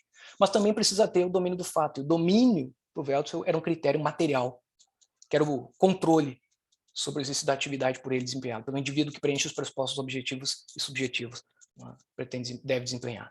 O autor mediato, para o Weltzel, está baseado, está assentado fundamentalmente na figura do instrumento. Para ele, o autor mediato é aquele que tem o domínio pleno do fato, porque controla um instrumento que está em suas mãos, cujo instrumento ele deve preencher pressupostos objetivos, como o respectivo autor direto, e ele só será um instrumento impunível para o Weltzel se ele não preencher esses pressupostos. Do contrário, o Weltzel, daí no finalzinho da vida, vai dizer que ele pode ser punível como instrumento ainda assim, o que é um tanto contraditório, mas aqui o que nos importa é a concepção originária dele. Ele vai falar que o instrumento, como regra, é impunível. No final da vida, o último texto aquele publicado no Abhandlungen é que ele vai dizer que é possível escogitar em um instrumento punível. Mas sigamos a sua regra original, no sentido de que o instrumento tem que ser impunível. Para isso, então, ele não pode ter qualificação, ele não pode preencher os mesmos pressupostos do autor mediato. Se o tipo exige a condição de funcionário público, o instrumento ele cumpre esta condição também e pratica-se valendo desta condição, para o Weltzel ele não seria instrumento. Vejam que interessante, né? Ou então, de outro lado, ainda que não haja no tipo penal em apreço uma qualificação objetiva específica, esse instrumento, para ser instrumento, e portanto impunível, ele deve atuar sem intenção, portanto, né, sem dolo, basicamente, certo? E por fim, ele também pode ser um instrumento porque ele atua sem o domínio final do fato, ele não domina ou não controla a sua própria atividade. Ele é manipulado como, né, um boneco de palha nas mãos do respectivo autor mediato. De outro lado, quando o Weltzel fala em coautoria, ele traz dois elementos, decisão comum e execução comum. Vejam que interessante, decisão comum. Não é um acordo conjunto, é decisão. A decisão ela pode ser tomada a qualquer momento do curso do acontecimento delitivo. Certo? Isso é que é importante a gente assimilar para o Weltzel. De outro lado, execução comum para o Weltzel, ela pode ser realizada a partir de atos executórios propriamente ditos ou então por atos preparatórios diretamente vinculados aos executórios. Então, uma pessoa pode ingressar na condição de coautor, mesmo que, durante a execução do fato, ela opte por participar do fato praticando algum ato preparatório diretamente vinculado ao executório. Weltzel dá um exemplo muito interessante, né? 5 pessoas estão assaltando um local e daí, neste assalto, um terceiro aleatório ali se depara com um dos assaltantes que ele conhece e vê que ele está com dificuldades de controlar o acontecimento delitivo e se dispõe a auxiliar, praticando o seu ato acessório de auxílio. Como seu ato acessório de auxílio, como, por exemplo, segurar uma arma em punho para aterrorizar, né, as respectivas vítimas, é fundamental, o Weltzel vai dizer que isso é um ato preparatório diretamente vinculado a um executório. Tenho dúvidas, mas é o exemplo que ele coloca. e que daí, portanto, mesmo que o sujeito não tenha acordado previamente com os demais por ter tomado uma decisão conjunta, neste momento ali do acontecimento delitivo, optou a partir daquele momento em atuar, ele pode ser categorizado como um coautor. Para o Roxin isso vai ser impensável. Essa estrutura aqui, ela muda drasticamente, né, na concepção de Roxin. No sistema teleológico racional, o que vai acontecer é que Roxin percebe a necessidade de distinguir os próprios delitos de suas categorias, coisa que o Veltson não fazia. Essa estrutura aqui que o domínio final, né, comportava, ela era aplicável a todo e qualquer delito doloso. O mais interessante é que até aos respectivos delitos omissivos. Até os delitos omissivos. Agora, para Roxin a coisa muda. Ele diz que a categoria de domínio ela não é compatível com crimes, por exemplo, omissivos, e muito menos para aqueles chamados de mão própria, que exigem características específicas. Então ele vai trabalhar com uma tripartição. Naquele livro Autoria e Domínio do Fato dele, Calhamaço, que foi a tese lá de 63, né? Agora já não me recordo. Eu tenho a primeira edição aqui, tá em cima, um pouquinho atrás, lá no topo, tá lá. Primeiro, deixa eu ver se é. Não estou tentando identificar, não tá. Onde é que ela está? Perdi até, não, tá lá mesmo. A primeira e a última, faço questão de manter a primeira e a última, para ver a evolução, né, do pensamento do autor. Desde a primeira, ele já trabalha com essa tripartição aqui. Olha, existem delitos de domínio, existem delitos de violação de dever e existem delitos de mão própria. Cada um tem as suas particularidades. Me ative especificamente aos delitos de domínio, porque eu queria trabalhar especificamente com a questão da delimitação da autoria, com a participação em relação a crimes empresariais. E aí eu estava tentando identificar, basicamente, aqueles casos em que há comportamento externalizado, e não com, basicamente, numa ótica ontológica, né, um não fazer. Vejam a ideia da qual eu parti à época, certo? E aí, tendo identificado essa tripartição na obra de Roxin, obviamente descartei a ideia de delitos de violação de dever e delitos de mão própria, e a tese ficou adstrita à concepção que ele desenvolve sobre delitos de domínio, teoria do domínio do fato por ele, né, desenvolvida, não edificada ou construída. Ele constrói isso a partir de uma evolução. Tá? E a primeira coisa que o Roxin vai fazer é colocar a ideia de que, olha, não podemos trabalhar com um conceito cristalizado, fechado, nós temos que trabalhar com um conceito aberto, tá? Um conceito aberto de domínio do fato, e para isso eu crio um critério que é o da figura-chave. O autor é a figura-chave do acontecimento delitivo. Tá? E daí, partindo desse critério que ele desenvolve, a Schlüssel-Figur, ou então Central-Figur, que ele usa na obra com frequência, figura central, figura-chave, é que ele vai fazer uma tripartição do domínio. Ele vai dizer que esse domínio, aqui num sentido empírico, ele pode ser aferido pela ação que é desempenhada, pela vontade que é controlada, ou então pelo fracionamento das atividades que são realizadas. E ele distingue domínio da ação, vinculado ao autor direto, domínio da vontade vinculado ao autor imediato e domínio funcional vinculado ao coautor, certo? Quanto ao domínio da vontade, que basicamente fundamenta a autoria imediata, ele distingue o domínio da vontade em virtude de coação, porque o instrumento é instrumentalizado em virtude de ter sido coagido, ou então porque alguém é usado como um fator causal cego, como nos casos de erro, casos de inimputáveis e outras hipóteses. Não é? E ainda ele distingue a figura do domínio da vontade em virtude de aparatos organizados de poder, que basicamente foi uma estrutura chave por ele desenvolvida, sobretudo no tocante à criminalidade empresarial. Opa, vamos corrigir um detalhe aqui. Talvez alguém esteja entendendo que eu esteja dizendo que Roxin desenvolve esta concepção para crimes empresariais. Ele desenvolve esta concepção especificamente para um caso, né, que é o caso Eichmann, ou à luz do caso Eichmann, ele a desenvolve. Partindo da premissa de que alguém que está por trás administra um aparato que tem que ser estatal, segundo ele, ou paraestatal. Esse sujeito que está por trás, ele conhece as estruturas deste aparato estatal e, portanto, ele gera e administra esse aparato estatal ou paraestatal. E administrando esse aparato estatal que está desvinculado do direito, vejam só, tem que ser um Estado ou aparato paraestatal desvinculado originariamente do direito, originariamente, tá? E, de outro lado, em virtude do sujeito utilizado deste aparato, ele se vale das suas estruturas que ele conhece e daquelas engrenagens, daqueles sujeitos que atuam dentro dessa estrutura. Como essa estrutura é muito particular e ela fica, vamos dizer assim, muito próxima, apesar do caráter estatal, ela fica muito próxima das estruturas sistêmicas e hierarquizadas de caráter empresarial, né? Obviamente a doutrina ficou encantada, né, com a estrutura, considerando que ela seria perfeita para aplicar em casos de delitos empresariais, e a jurisprudência nem se fala, que de imediato acabou, né, cerca de 10 anos depois da construção da teoria na sua forma originária, empregando a casos de delitos econômicos empresariais.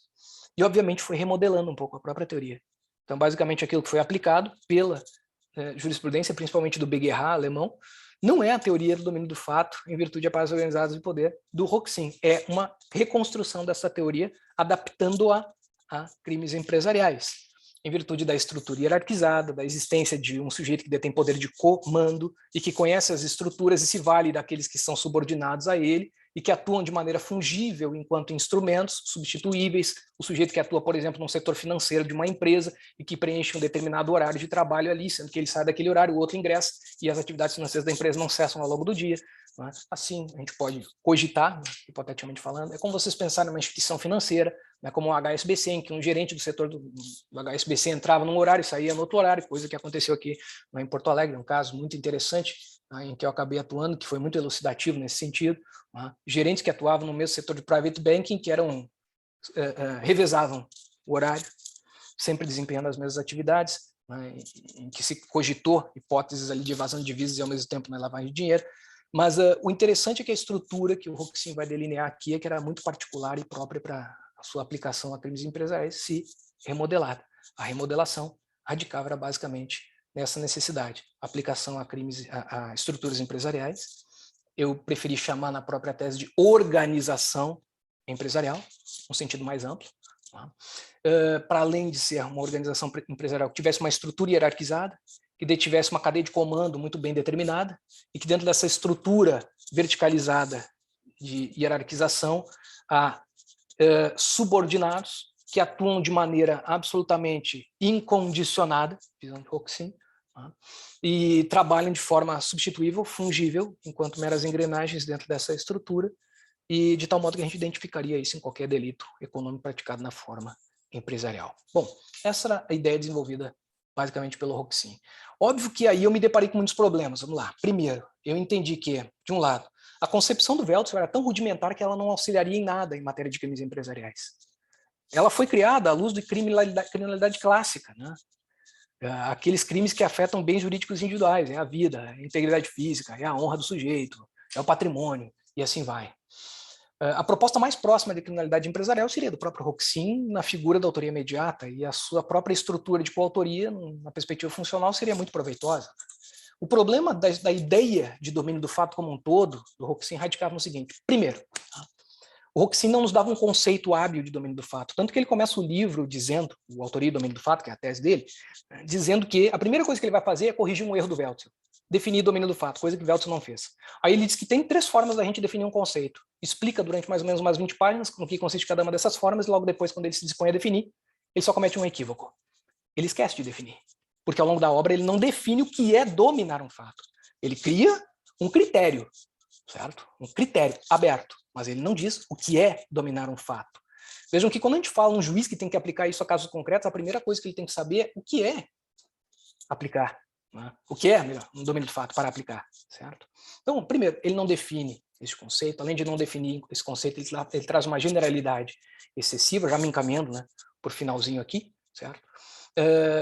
Também ele trabalha com um critério que, a meu ver, é inconcebível, porque ele diz que o critério é figura central, e depois, quando ele vai definir a figura central e não o domínio do fato, ele usa o disposto no parágrafo 25 do Código Penal alemão, dizendo que figura central é aquele que, né, por si mesmo, palavras de Roxin, por si mesmo comete o fato.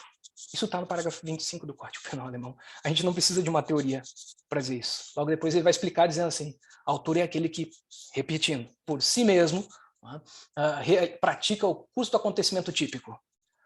Depois ele repete, autor é aquele que por si mesmo produz a realização típica, palavras dele, certo? É um jogo de retórica, em que basicamente não há um critério propriamente dito, há tão só uma redefinição daquilo que já se encontra no parágrafo 25 do Código Penal alemão, que a gente não precisaria chamar de domínio do fato.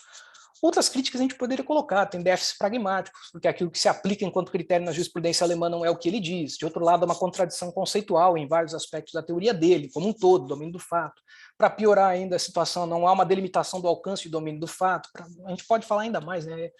O excesso de empirismo por um lado e de outro lado de subjetivismo, quando a gente pega o domínio da vontade, que está totalmente baseado em vontade. E por fim, o rechaço ao sistema unitário, expressamente ressaltado por ele. Então, significa automaticamente que só por isso rechaça um sistema unitário. Se a gente adota no Brasil um sistema unitário, não podemos adotar a teoria do Roxin. Tá? E, por outro lado, em 84, tínhamos adotado um sistema finalista. E aí veio, portanto, o dilema com o qual me deparei. Se nem a proposta finalista auxilia, nem a proposta de Roxin, em razão dos déficits e do próprio rechaço do autor e não do Pablo, esclarecendo, tem que colocar algo no lugar e que seja útil e que seja criado à luz do nosso próprio sistema, orientado por um modelo unitário funcionalista, tá? O sistema unitário funcional de autor. E aí eu propus, é a primeira vez que eu vou colocar isso aqui de maneira bem sintética. Estou indo para o final, professor Marcelo. São só as explicações sobre a minha ideia de autor. A minha ideia está baseada no que eu chamei de proposta relacional, ou ontológico-relacional, também chamado de objetivo relacional, como quiserem, tá? E eu paro da premissa de que a autoria direta ela é caracterizada pela prática, corrigindo o equívoco, pela própria pessoa que possui, tá, domínio e exerce efetivamente o poder de condução. Ou seja, é o controle direto sobre a realização, interrupção, impedimento ou continuidade da trajetória direcionada à efetiva causação do resultado de dano ou de perigo. Isso aqui basicamente é uma conjugação do comportamento e do resultado. O que se domina é não só o comportamento, mas também a consequência natural de todo e qualquer comportamento, que é o resultado. A gente não precisa nem dizer, não é, que o domínio é do resultado. Todo delito supõe um resultado. A única concepção que a gente poderia dizer que é coerente com isto, com esta fusão de controle de um comportamento que conduz a um resultado, hoje é uma concepção funcionalista normativista, considerando que o próprio Jacobs vai ressaltar, não é? Que nós não temos que trabalhar com o conceito de resultado na teoria do delito, porque o resultado nada mais é do que uma consequência natural de todo e qualquer comportamento que está implícito no tipo. Não é? Ideia dele. E que basicamente, sem querer, considerando que a época eu não utilizei como respaldo, mas me baseando aqui basicamente na filosofia de Kaufmann, me pareceu mais oportuno. Essa foi a ideia da qual eu parti de autoria direta. A maior proposta basicamente se deu nesse contexto da coautoria e da autoria imediata. Quanto à coautoria, a partir da premissa de que o coautor detém domínio operacional, tá? Baseado aqui numa perspectiva relacional. E aí tentei desenvolver essa ideia de domínio operacional, partindo da premissa de que domínio operacional ele se consolida de uma forma plena mediante preenchimento dos seguintes pressupostos. Primeiro, um acordo objetivo de condutas, certo? Claro que, entendendo-se aqui por um acordo objetivo de condutas, o desmembramento, né, fático da realização típica objetivamente entre todos os participantes, de modo que a gente possa evidenciar aí que a realização das contribuições em um certo contexto social, ela apresenta, então, o sentido de uma obra coletiva, certo? Esse que era o elemento fundamental aqui da ideia. Então, um acordo objetivo de condutas, a realização conjunta do comportamento efetivamente lesivo ou desencadeador de perigo, e, por fim, a relevância causal das contribuições para a causação do resultado. Sendo que esta relevância aqui causal das contribuições, ela teria um cariz bastante causal naturalista ainda, no entanto, mais objetificante do que qualquer premissa subjetiva que Roxin tinha proposto, que estava baseado na ideia de que a contribuição de cada um dos coautores deve ser objetivamente suficiente para a ocorrência, vamos dizer assim, né, do dano ou do perigo, de modo que essa não ocorreria sem aquela. Tá? E, por fim, quanto à autoria imediata, o que eu propus foi a ideia de um domínio social, me baseando num elemento de determinação que havia sido proposto pelo próprio Tobias Barreto. E essa ideia que havia sido proposta pelo Tobias Barreto, ela estava orientada pelo fato de que o mandante, aspas, tá, ele tem, por meio de um mecanismo eficaz, né, ele tem esta determinação, ele determina, através de um mecanismo eficaz, a outra pessoa a cometer a conduta criminosa, e o sujeito determinado, ele comete, né, a respectiva conduta criminosa em virtude da determinação da vontade dele pelo mandante, certo? Só que o imperante aqui não é a vontade em si, mas fundamentalmente este caráter determinante do meio empregado sobre o sujeito. Okay? E considerei ainda como decisivo aqui no contexto de autoria imediata que o homem de trás, mantendo a concepção tradicional, né, do Vordermann, o homem de trás, né, ele possui o poder de controlar a produção do resultado de dano ou de perigo, consubstanciada no comportamento, né, desencadeador do resultado, por meio de um intermediário punível ou impunível. Na época, sustentei isso como possível. Hoje, não considero mais como possível. Um intermediário impunível, certo? E que seja dominável nas suas respectivas relações sociais pelo contexto e não pela vontade, diferentemente do que Roxin preconizava. Em outras palavras, seriam as estruturas de contexto social que iam determinar, portanto, esse controle por parte do autor imediato. E, finalizando aqui, último slide, considerei como sendo imprescindível para a caracterização da autoria imediata que o homem de trás fosse, de um lado, um sujeito capaz, de outro lado, que exercesse o controle imediato da produção do resultado ou do perigo a partir do controle do comportamento desencadeador, né, deste resultado, que ele não praticasse atos materiais direcionados ao resultado, atos executórios, assim entendidos, que ele se servisse de um outro indivíduo enquanto intermediário para a prática do resultado, e, por fim, que ele tivesse conhecimento da disposição condicionada do intermediário em praticar o fato, sabendo que aquele sujeito só pratica porque ele tem algum propósito na prática daquele comportamento que não é orientado pelo fato delituoso. Ou seja, o propósito dele é, por exemplo, no setor de uma empresa, ascender no seu cargo. Né? E ainda entendi que, quanto ao intermediário, né, é impunível por atuar de forma atípica, lícita ou inculpável. E era isso. Basicamente, a estrutura toda foi essa, professor Marcelo. Né? E deixo aqui, né, o meu sem fim, porque essa é mais uma história que não tem fim. Né? Uma frase do Bernard Shaw, que para mim é muito esclarecedora de tudo, no sentido de que a ciência ela nunca resolve um problema sem criar outros 10. Talvez eu tenha criado um, talvez não, talvez passem por cima, mas está aí. Alguém já se deparou com isso, com essa proposta. Né? Talvez eu tenha criado um problema para mim mesmo. E agradeço mais uma vez pela oportunidade, espero ter colocado aqui ideias aproveitáveis, né, por todos que despenderam do seu tempo, nos acompanhando, e espero ter sido útil de alguma maneira. Obrigado, professor Pablo, por trazer uma riqueza de detalhes na reconstrução desse processo de construção da tese, de pensamento pós-construção da tese. Eu acredito que todos aqui ficaram bastante instigados, com dúvidas, questões a colocar. Nosso tempo já vai bastante adiantado, mas eu queria colocar uma questão, antes de passar a palavra para os colegas, que é se está certo, correto, alguma utilização prática que tem sido feita do nome domínio do fato. Eu não diria, talvez, nenhum conceito de domínio do fato, mas a gente percebe, às vezes, em relatórios da polícia, em denúncias, em sentenças, em acórdãos, a menção a domínio do fato de uma forma que talvez não teria tanta coerência com o que foi estudado e apresentado aqui pelo professor Pablo. Então, eu perguntaria basicamente assim: domínio do fato é algo que pode ser imputável a alguém a partir de alguns critérios normativos, ou é algo que precisa ser verificado e, portanto, provado empiricamente que aconteceu por seguir alguma das formas de domínio? Em outras palavras, seria: existe alguma teoria de domínio do fato onde diz que domínio do fato é atribuível a alguém, imputável a alguém, ou é sempre uma verificação, e aí, portanto, o domínio esse operacional, que é a sugestão do professor Pablo, o domínio social, que era uma construção, e vocês todos viram aqui, a preocupação com a história do direito brasileiro, na voz de Tobias Barreto, que segue sendo desenvolvida pelo professor Pablo. Então, basicamente, é imputável ou é verificável empiricamente? E, portanto, é necessária a comprovação, porque o artigo 156, né, do Código de Processo Penal diz que cabe a prova daquele que faz a alegação a respeito do elemento. Excelente, professor Marcelo. Dois grandes problemas, né, colocados. Um, na prática, vamos dizer assim, tanto na prática policial como judicial, a gente encontra vários problemas. A palavra, hora ou outra, é citada ali, né? A expressão, domínio do fato. Só que esquecem que aquele esquema que eu coloquei ali, por exemplo, com o conceito de autor direto do Weltzel, ele traz elementos de autoria. Para o Weltzel, domínio do fato é critério material a ser aferido por um poder de condução, tá, da atividade final. Por Roxin, domínio do fato é uma figura central.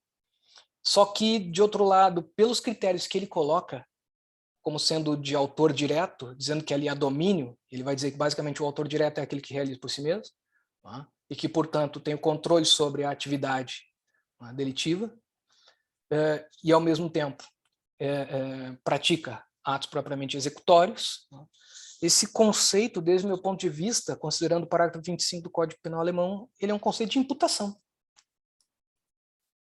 Só que quando o Roxin joga a estrutura para o plano da coautoria e do domínio da vontade, esse conceito assume, no domínio, aspas, da vontade, um caráter empírico subjetivista e, na coautoria, um caráter estritamente empirista. Porque nós vamos trabalhar com um acordo conjunto, diferente do Weltl, que trabalha com decisão comum, e, de outro lado, com a ideia de execução conjunta, que só supõe atos executórios propriamente ditos, né, na acepção da palavra, e mais, aí que vem o problema, a relevância causal de cada conduta, como um critério absolutamente causal naturalista, na estrutura do Roxin. Então, no Roxin a gente tem uma estrutura que é mista. E estes é que são os critérios que conduzem a um domínio do fato e que a gente precisa aferir e que, por exemplo, tanto na prática policial quanto judicial deveriam ser demonstrados. Por exemplo, agora sim, há domínio do fato. Por quê? Porque houve um acordo conjunto. Como assim acordo? Todos se reuniram ao redor de uma mesa ou em algum momento da sua vida se uniram e distribuíram as atividades baseadas naquilo que o Weltl criou e que o Roxin repetiu, que é a divisão de trabalho. Cada um faz uma coisinha que somada a uma outra conduz ao domínio conjunto. Por todos, porque nenhum domina o todo, mas cada um domina só a sua parcela de contribuição. E executam conjuntamente? Executam, porque todos se dirigem ao local do fato e praticam atos propriamente executórios ou atos executórios fracionados entre si. Aí cada contribuição ela é essencial de tal modo que sem a sua retirada o fato não ocorra ou somente com a sua inclusão o fato ocorra. Bem, isso é condício sine qua non. Condício sine qua non como sendo o alicerce da relevância causal de cada conduta como um critério de coautoria. Veja que interessante, né?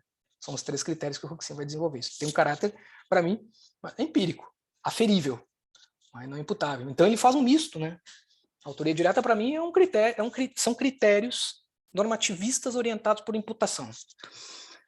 A coautoria e o domínio e a autoria imediata compreendem uma fusão de critérios. Uma, que é a coautoria, critérios puramente empíricos. Outra, que é a autoria imediata, fusão de critérios subjetivos com critérios empíricos. Então não há uma unissonância. Minha ideia era objetificar todos eles ao máximo possível.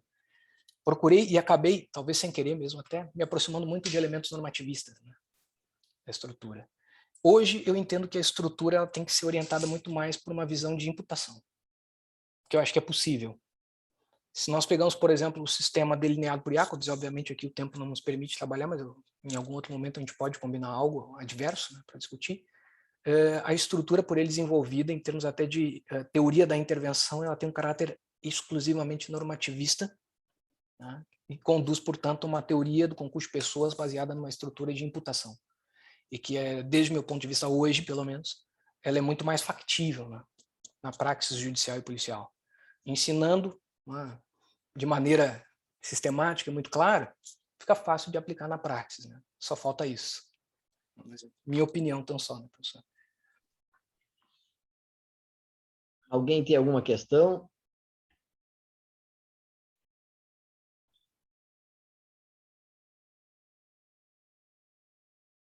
Obrigado aí, Felipe, por prestigiar.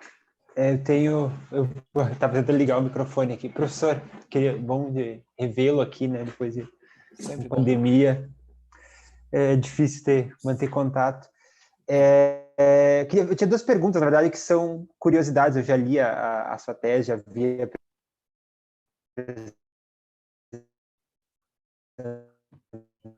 O áudio está falhando um pouco do Felipe De Lorenzi. as apresentações, não exatamente sobre a tese. Está falhando aqui. Felipe? Acabei de aparecer que a minha internet está instável. Exatamente. Isso.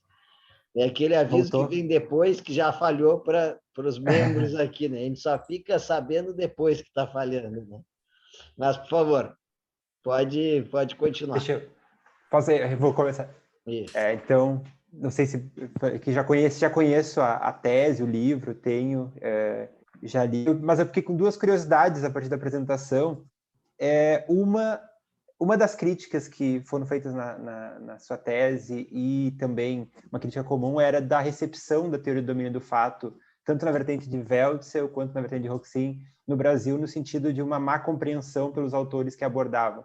E, recentemente, houve alguns trabalhos, o seu, outros trabalhos que trataram de concurso de pessoas, a Beatriz, o próprio Alaori do Luiz Greco, que tentaram, de forma, embora discordando das ideias, esclarecer essas distintas teorias e debatendo em nível teórico. Queria saber qual é a sua impressão assim, recente, se melhorou nos autores que têm abordado recentemente essa abordagem, está um pouco mais clara. E uma outra questão da curiosidade, já que me surgiu no começo da apresentação, é com essa nova perspectiva teórica, adotando um normativismo do Jacobs, se tem algum trabalho futuro que venha complementando a tese, ou se teve alguma alteração nos critérios que foram apresentados. Assim. Então, duas mais como curiosidades do que uma pergunta efetivamente teórica. Maravilha, obrigado muito de novo. obrigado, Felipe. E agora se inicia uma nova conferência a partir, ou duas novas conferências, a partir das curiosidades do Felipe de Lorenzi. Não, vou tentar ser bem objetivo, até pela hora mesmo, eu também vou ter que, em seguidinha, já sair. Até desculpem não ter comido tanto tempo assim.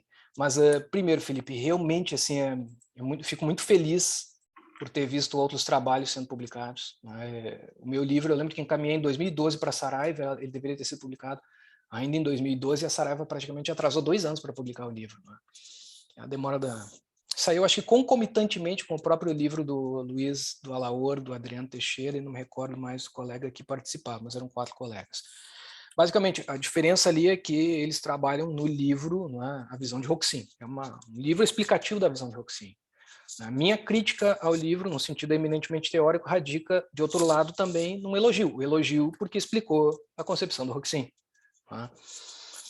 Bem interessante isso, oportuno. A crítica radica no fato de que, embora se explique o modelo do Hoxin, não se deixa claro algo que eu considero como extremamente importante, o fato que o próprio Hoxin rechaça a adoção da sua concepção teórica no nosso sistema. Então se tenta colocar como se fosse algo absolutamente aceito e adaptável, ou aceitável e adaptável no nosso país, quando não é. Não nos moldes legislativos que nós temos. Se tivéssemos uma mudança legislativa que permitisse essa adoção de um modelo teleológico racional ou funcionalista generalizado, não teria nenhum problema nós adotarmos. Só nesse sentido a minha crítica. Então ele só foi apresentado como se fosse a alternativa absolutamente viável, mas ele não pode ser deglutido por algo que na realidade não tem como deglutir. Esse aqui é o detalhe. Isso deveria também ter sido esclarecido. Mas contribuiu quanto à compreensão da teoria do Hoxin. E, incontestavelmente. O trabalho da Beatriz, acho um trabalho interessantíssimo. Interessantíssimo. É muito original. Mas, basicamente, segue estritamente a linha do Urs Kniehäuser. Foi o orientador da tese.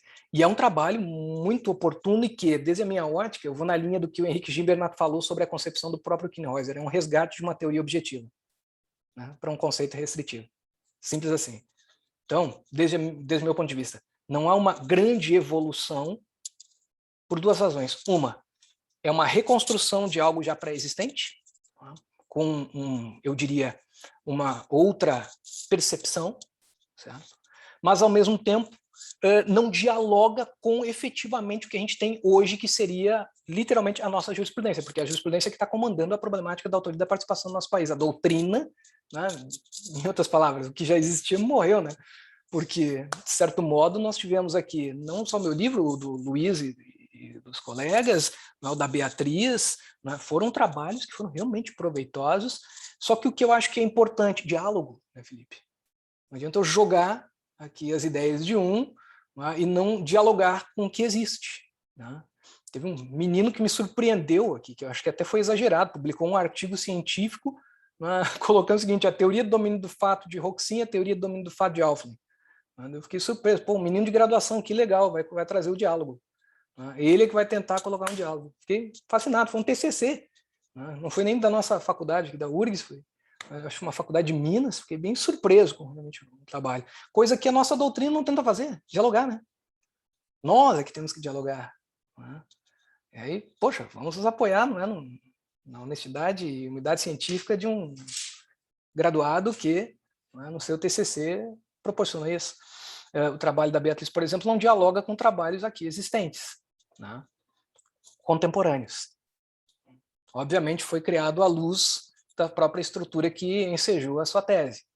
Foi um modelo alemão, e que tenta demonstrar o já existente acerca da interpretação de um certo conceito, em termos de participação de maneira mais estrita, e a partir dali reconstruir uma ideia de concurso de pessoas, né? Mas é a concepção que se tem. Um trabalho magnífico, magnífico. Obviamente, não concordo com as premissas que ela toma como base, mas um trabalho magnífico, e vale a pena e até recomendo a leitura. Está aqui, até vou recomendar também para os colegas. Tá em algum lugar aqui. Todos eles seguem junto comigo do ladinho. Está aqui, ó. Só para não dizer que não é verdade. Tá? Certo? Então, não tem como, falando em concurso de pessoas, não tem como, né? A teoria do concurso de pessoas é uma investigação analítica estrutural a partir da controvérsia sobre o conceito de instigação. Tá?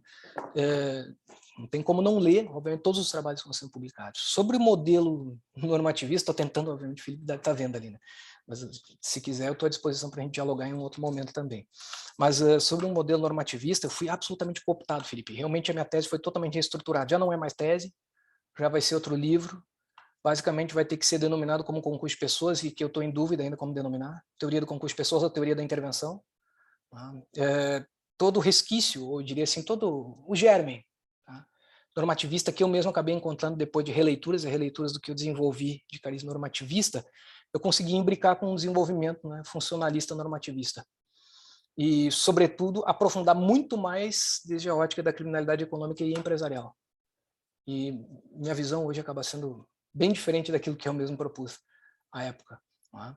Não que possa ser desprezado de um todo, mas realmente é uma evolução muito grande, comparando com o que existiu ali. O próprio Jacobs tem um livro, vai sair em breve a tradução dele, muito em breve, já antecipando aqui. 2 livros dele vão sair, mas um deles é o Teoria da Intervenção. O Jacobs é um pequeno livro, em que ele lança os germes dessa nova construção do concurso de pessoas. Né? E já antecipei aí, né? Muito obrigado pelas perguntas, Felipe. E devolvo a palavra ao professor Marcelo. Obrigado, professor Felipe de Lorenzi, pelas 2 colocações instigantes que foram respondidas aqui, analíticas e pontualmente pelo professor Pablo Alves. Assim, oportuniza mais alguma pergunta, se tem alguma colocação, alguém gostaria de fazer, pode abrir o microfone, por favor.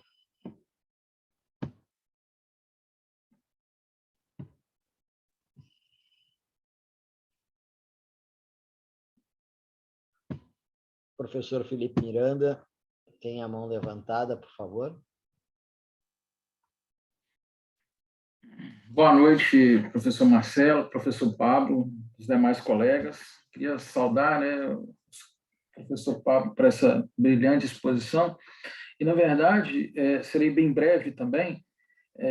2 curiosidades que me animaram durante a exposição. A primeira, quando o professor Pablo começou lá no início, falando das origens, né, das terminologias, se de algum modo foi possível, ele se deparou com aquele estudo embrionário anterior, ou estudo doutoral, sobre o porquê dessas confusões conceituais na jurisprudência, nas decisões analisadas. Se ali foi possível inferir o porquê dessas confusões conceituais quando analisaram aquelas decisões sobre domínio de fato, né? Felipe, me perdoa te cortar, mas se tu puder repetir, para mim é que deu uma falha, que foi instabilidade minha aqui na rede. Perdão, sem problemas. Professor Pablo, a verdade é o seguinte, quando o senhor mencionou lá no início, né, sobre o levantamento das decisões de 1979 a 2007, e o senhor, tipo, as múltiplas concepções do que se denominava domínio do fato, se de alguma forma naquele estudo já era possível inferir a origem desses equívocos. Se era maltratamento da doutrina, se era incompreensão, se era as traduções equivocadas, ou seja, se era possível inferir algum motivo daquela diversidade de terminologias, talvez até para designar fenômenos distintos. E o segundo questionamento sobre essa questão, a partir da sua própria proposta, e que foi mencionado aqui, talvez até a falta, né, de diálogo, quais propostas, ou seja, além do debate acadêmico, como esse espaço que nós estamos aqui, como que esse diálogo pode chegar mais claro nos tribunais, até da dificuldade hoje de trazer essas questões. Eu falo isso porque, recentemente, o ministro Rogério Schietti, ele tentou fazer uma sistematização do que era teoria do domínio do fato, até, se não me engano, era um caso de crime tributário de CMS. Quem estava na posição de gerente, e que ali havia a imputação na própria denúncia, dizendo, está no contrato social, o diretor, portanto, é responsável, e aí mistura justamente esses dois níveis, né, que o senhor mencionou, entre responsabilidade e a definição do conceito de autoria, e aí mistura o domínio do fato com a responsabilidade, mas ele tentou descortinar. Então, em síntese, esses dois questionamentos, né? A inferência, ou seja, dos motivos desses equívocos, e se você consegue ver hoje mecanismos mais claros desse debate chegar nos tribunais. E obrigado pela oportunidade, mais uma vez. Magnífico, Felipe. A forma como tu colocou aí realmente foi muito, eu diria, proveitosa a tua pergunta, assim, de modo geral. Primeiro, dava para ver nitidamente falta de leitura sobre a teoria, tá? Naquela jurisprudência entre 79 e 2007, praticamente. Tá? Não chegou a ser 2007, foi dezembro de 2006 que a gente parou, né? Porque o resultado foi apresentado em 2007. Leitura, não no sentido maldoso, não estou querendo dizer que nenhum julgador, né, foi desleixado, não foi lei e tal, mas basicamente a questão ali era a falta de aporte doutrinário no Brasil. A obra do Nilo Batista, vejam que ela só vai adquirir uma projeção muito grande, eu acho que lá pela 3ª ou 4ª edição, isso aí já é década de 90, né? A própria obra do Nilo. No caso Mensalão, ela foi citada sucessivas vezes, a obra do Nilo. Tá? E aí, esse caso, para mim, foi muito paradigmático, porque o Joaquim Barbosa, no seu voto, obviamente sabemos que foi seu assessor, né? Fez uma reconstrução imensa do histórico da teoria do domínio do fato. Eu soube que a minha tese, como tese, né, foi alcançada ao assessor de Joaquim Barbosa à época, porque depois ele publica um artigo na internet, o assessor de Joaquim, né, citando a minha tese, sucessivas vezes. Eu só fiquei feliz realmente por não usarem ela no acórdão, fiquei realmente feliz. Eu vi muitos trechos do que eu escrevi naquele acórdão, mas não foi citada, graças a Deus, porque o resultado foi desastroso, e eu não queria ser o, aspas, irresponsável por isso, não é? Pelo que aconteceu. Cito um trecho que eu costumo brincar e utilizar, não é? José Dirceu promovia festas, promovendo festas convidava pessoas, convidando pessoas, conversava com essas pessoas, conversando com essas pessoas, firmava acordos. Bem, seguinte, tá? Desde quando é crime para convidar para festa, organizar uma festa? Desde quando é crime convidar alguém para a festa que tu organizou? Desde quando é crime tu conversar com a pessoa que tu convidou para ir na festa que tu organizou? Então, isso não era o domínio do fato, isso era um diálogo de uma situação socialmente ocorrida, de um contexto que tinha que demonstrar onde que estava o domínio sobre o controle de uma atividade, o controle sobre uma atividade delitiva, que não foi feito, né? Mas houve evolução. O Schietti, que tu citou, realmente, eu diria que foi particular em todas as decisões dele, porque ele consegue enxergar, talvez, obviamente, por uma influência, né, de uma assessora dele, que eu ainda não sei se ela atua como assessora, não vou citar nomes aqui, tá, mas com quem eu conversei muito em Göttingen há algum tempo, certo? E que tive a oportunidade de expor muitas das ideias a respeito dessa diferença entre uma concepção websiliana e uma concepção roxiniana, os reflexos disso em termos práticos, né? E logo depois eu acabei enxergando nas decisões dele o fato dele se enveredar por um viés roxiniano e, ao mesmo tempo, adotar critérios, obviamente, mais apropriados na sua fundamentação. Então, houve uma evolução, mas tardia, né? A gente está falando aqui de decisões que são de já 4, 5 anos para cá, né?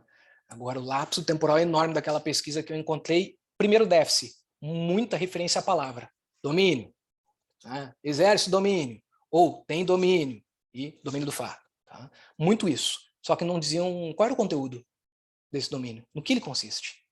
Nunca se dizia. O máximo que se ia era no domínio funcional, divisão de trabalhos, que compreende, né, a execução conjunta, baseada na divisão de trabalhos, mas daí numa retórica argumentativa baseada numa orientação doutrinária qualquer, não desmerecendo esta orientação doutrinária, não é nesse sentido, em alguma orientação doutrinária que não era nem Roxin, nem Veltz originariamente, era alguma obra espanhola, ou uma tradução para o espanhol de algum texto, que não era nem Roxin, nem a visão finalista de Weltzel, né, e citava aleatoriamente, né, sem adentrar no fulcro, na essência do que é este domínio. Então, muita retórica. Então, até 2007, eu diria, foi um tratamento absolutamente leviano e incipiente, né, e dava para ver nitidamente que era por falta de aporte científico claro, seguro, a respeito da matéria. Desembargadores mais ousados, e que daí eu falo ousado no sentido elogioso, como, por exemplo, eu mencionei Fábio Bittencourt da Rosa, né, tiveram cuidado de ler e utilizar a ideia de domínio da organização, né, até de forma adequada para um certo caso, na maneira como ele apresentava, tinha, né, no seu aporte teórico da época. Então, era pouco que a gente encontrava como construção teórica de base muito bem feita no próprio voto, para demonstrar, olha, é autor direto por isso, é coautor por isso, ou é autor mediato por aquilo, certo? Hoje a gente já tem realmente uma certa evolução, graças a Deus, né? A gente tem uma certa evolução. E fico bem feliz por isso. Tenho certeza de que não contribuí em nada com isso, né? Só minha tristeza é a seguinte, né?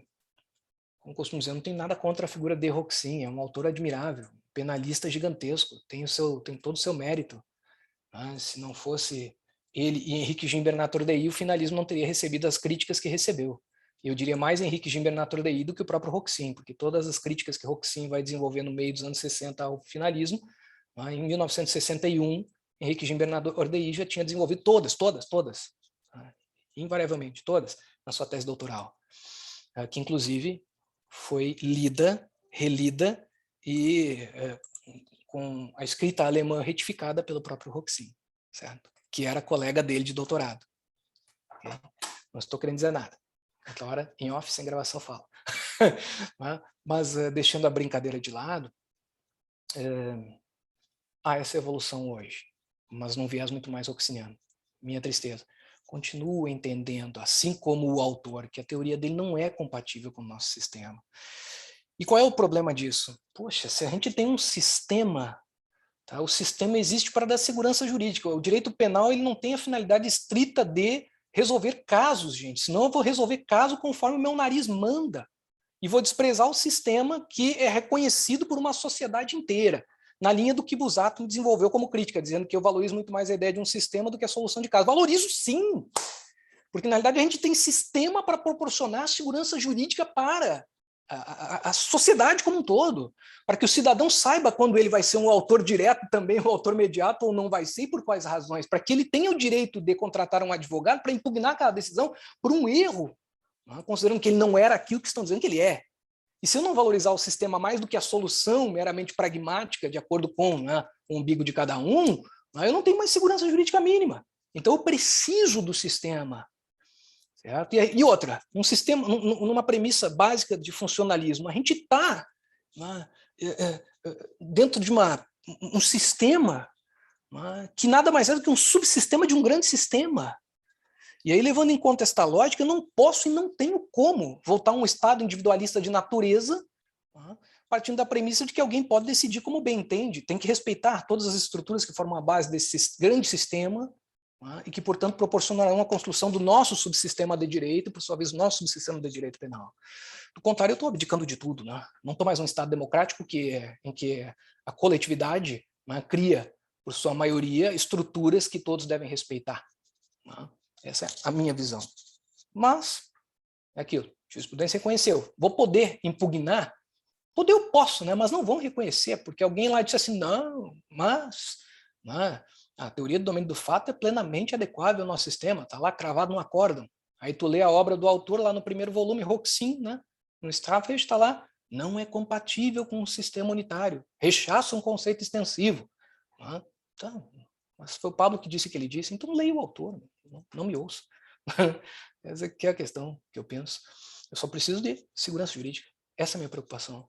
E a segurança jurídica que eu falo é essa. Né? Sou advogado e, como tal, eu preciso ter um aporte seguro para impugnar uma decisão, para questionar a decisão do julgador quanto aos seus motivos, como também quanto à sua congruência para com as provas existentes nos autos. E essa é a função da dogmática, proporcionar esse aporte seguro quando o legislador não proporcionou. Né? Então, sistematicamente, ótima pergunta, beleza? Até 2007, não tivemos nenhuma evolução, muita confusão, baseada pela parca doutrina no Brasil e pelo pouco de doutrina estrangeira que veio. De outro lado, a partir dali, houve evolução? Houve contribuição da doutrina? Houve. A evolução ainda não é a melhor, no sentido de aplicarem adequadamente os conceitos, porém, no entanto, pelo menos estão já tendo a noção de que há uma vertente e seguem aquela vertente. Essa aqui é a ideia. Valeu, Felipe. Professor, muitíssimo obrigado. Eu acho que a sua reflexão foi extremamente oportuna e sem querer tomar mais tempo dos colegas, eu acho que justamente a partir do seu seminário, eu comecei a ter uma outra visão sobre o normativismo. Eu era um pouco reticente e eu consegui enxergar dentro dessa mesma preocupação que o senhor acabou de externar, essa preocupação com o sistema, principalmente quando a gente se via diante de conceitos fluidos, né? Pegava assim, dólar eventual, mas assumiu a vontade, está embriagado, assumiu a vontade, ou seja, esse reducionismo, e a gente acabava não discutindo o fenômeno. O professor Marcelo sempre diz, olha, a gente tem que analisar o fenômeno, os conceitos vêm depois, a dogmática vem para corrigir. E a minha dificuldade era, às vezes a angústia era a gente conseguir introduzir esses conceitos, chamar a atenção da importância de resolver o problema, mas sem desconsiderar o sistema, porque soluções casuístas de momento é difícil, né? E a discussão não avança. Mas muito feliz com a sua reflexão. Muito obrigado. Eu que agradeço. Obrigado, professor Felipe Miranda. Uma voz que tem estado conosco aqui, sempre propondo algumas considerações de fundo, que, no fundo, acabam sendo os pilares da segurança jurídica.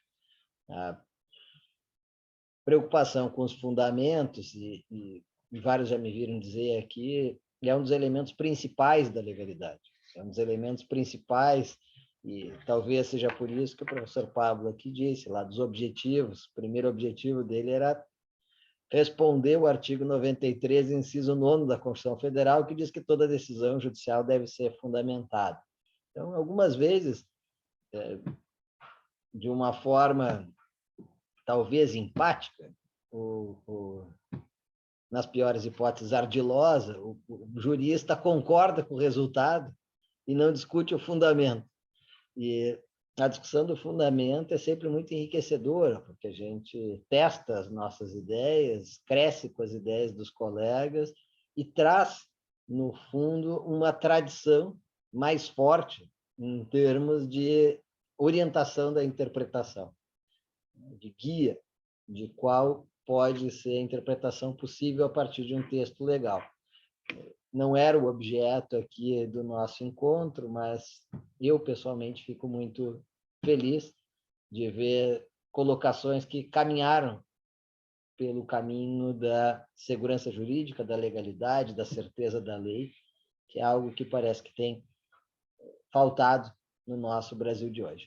O nosso encontro completou 2 horas, ficará gravado a acesso de todos que quiserem voltar a esse tema aqui. Certamente outras questões são colocadas e aqueles que estão com as suas pesquisas em desenvolvimento, eu espero que se motivem a tentar contribuir um pouco mais na orientação do que pode ser feito, do papel da dogmática e o que a doutrina, a ciência jurídica pode, no Brasil de hoje, contribuir, enxergando as situações, vendo o que é possível propor normativamente para a resolução de casos futuros.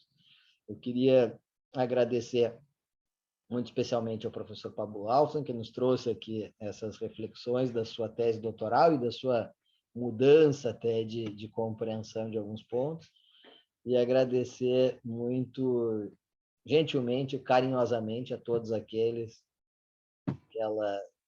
4 dezenas de pessoas que estiveram conosco aqui no encontro de hoje. Nós teremos o próximo encontro com o professor Gustavo Noronha, que vai apresentar também a sua tese doutoral, no encontro que há de ser divulgado e realizado em breve. Muito obrigado a todos e a todas por estarem aqui com a gente, fazerem parte dessa comunidade que precisa, sim, discutir os seus fundamentos e manter viva a tradição. Vejo que o professor Pablo, ali, além de instigar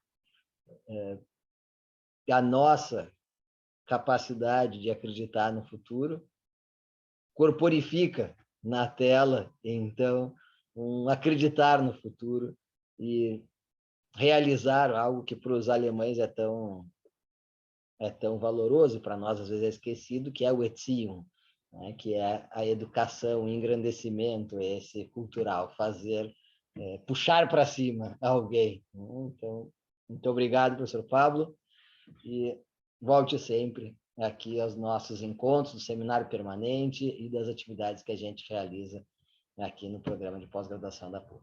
Quem ainda não conhecia os encontros está convidado a participar sempre. A divulgação acontece pelas redes sociais, divulguem para os colegas de vocês, que têm curiosidade também pelos temas que estão aqui. E outros encontros nós realizaremos também, né, no Seminário Permanente de Direito Penal Empresarial e Comparado. Em breve também vão ser divulgados nas redes sociais. Um abraço a todos, cuidem-se e continuem muito ativos em pensamento. Obrigado, Pablo. Muito obrigado, professor Marcelo. Um grande abraço. Um abraço.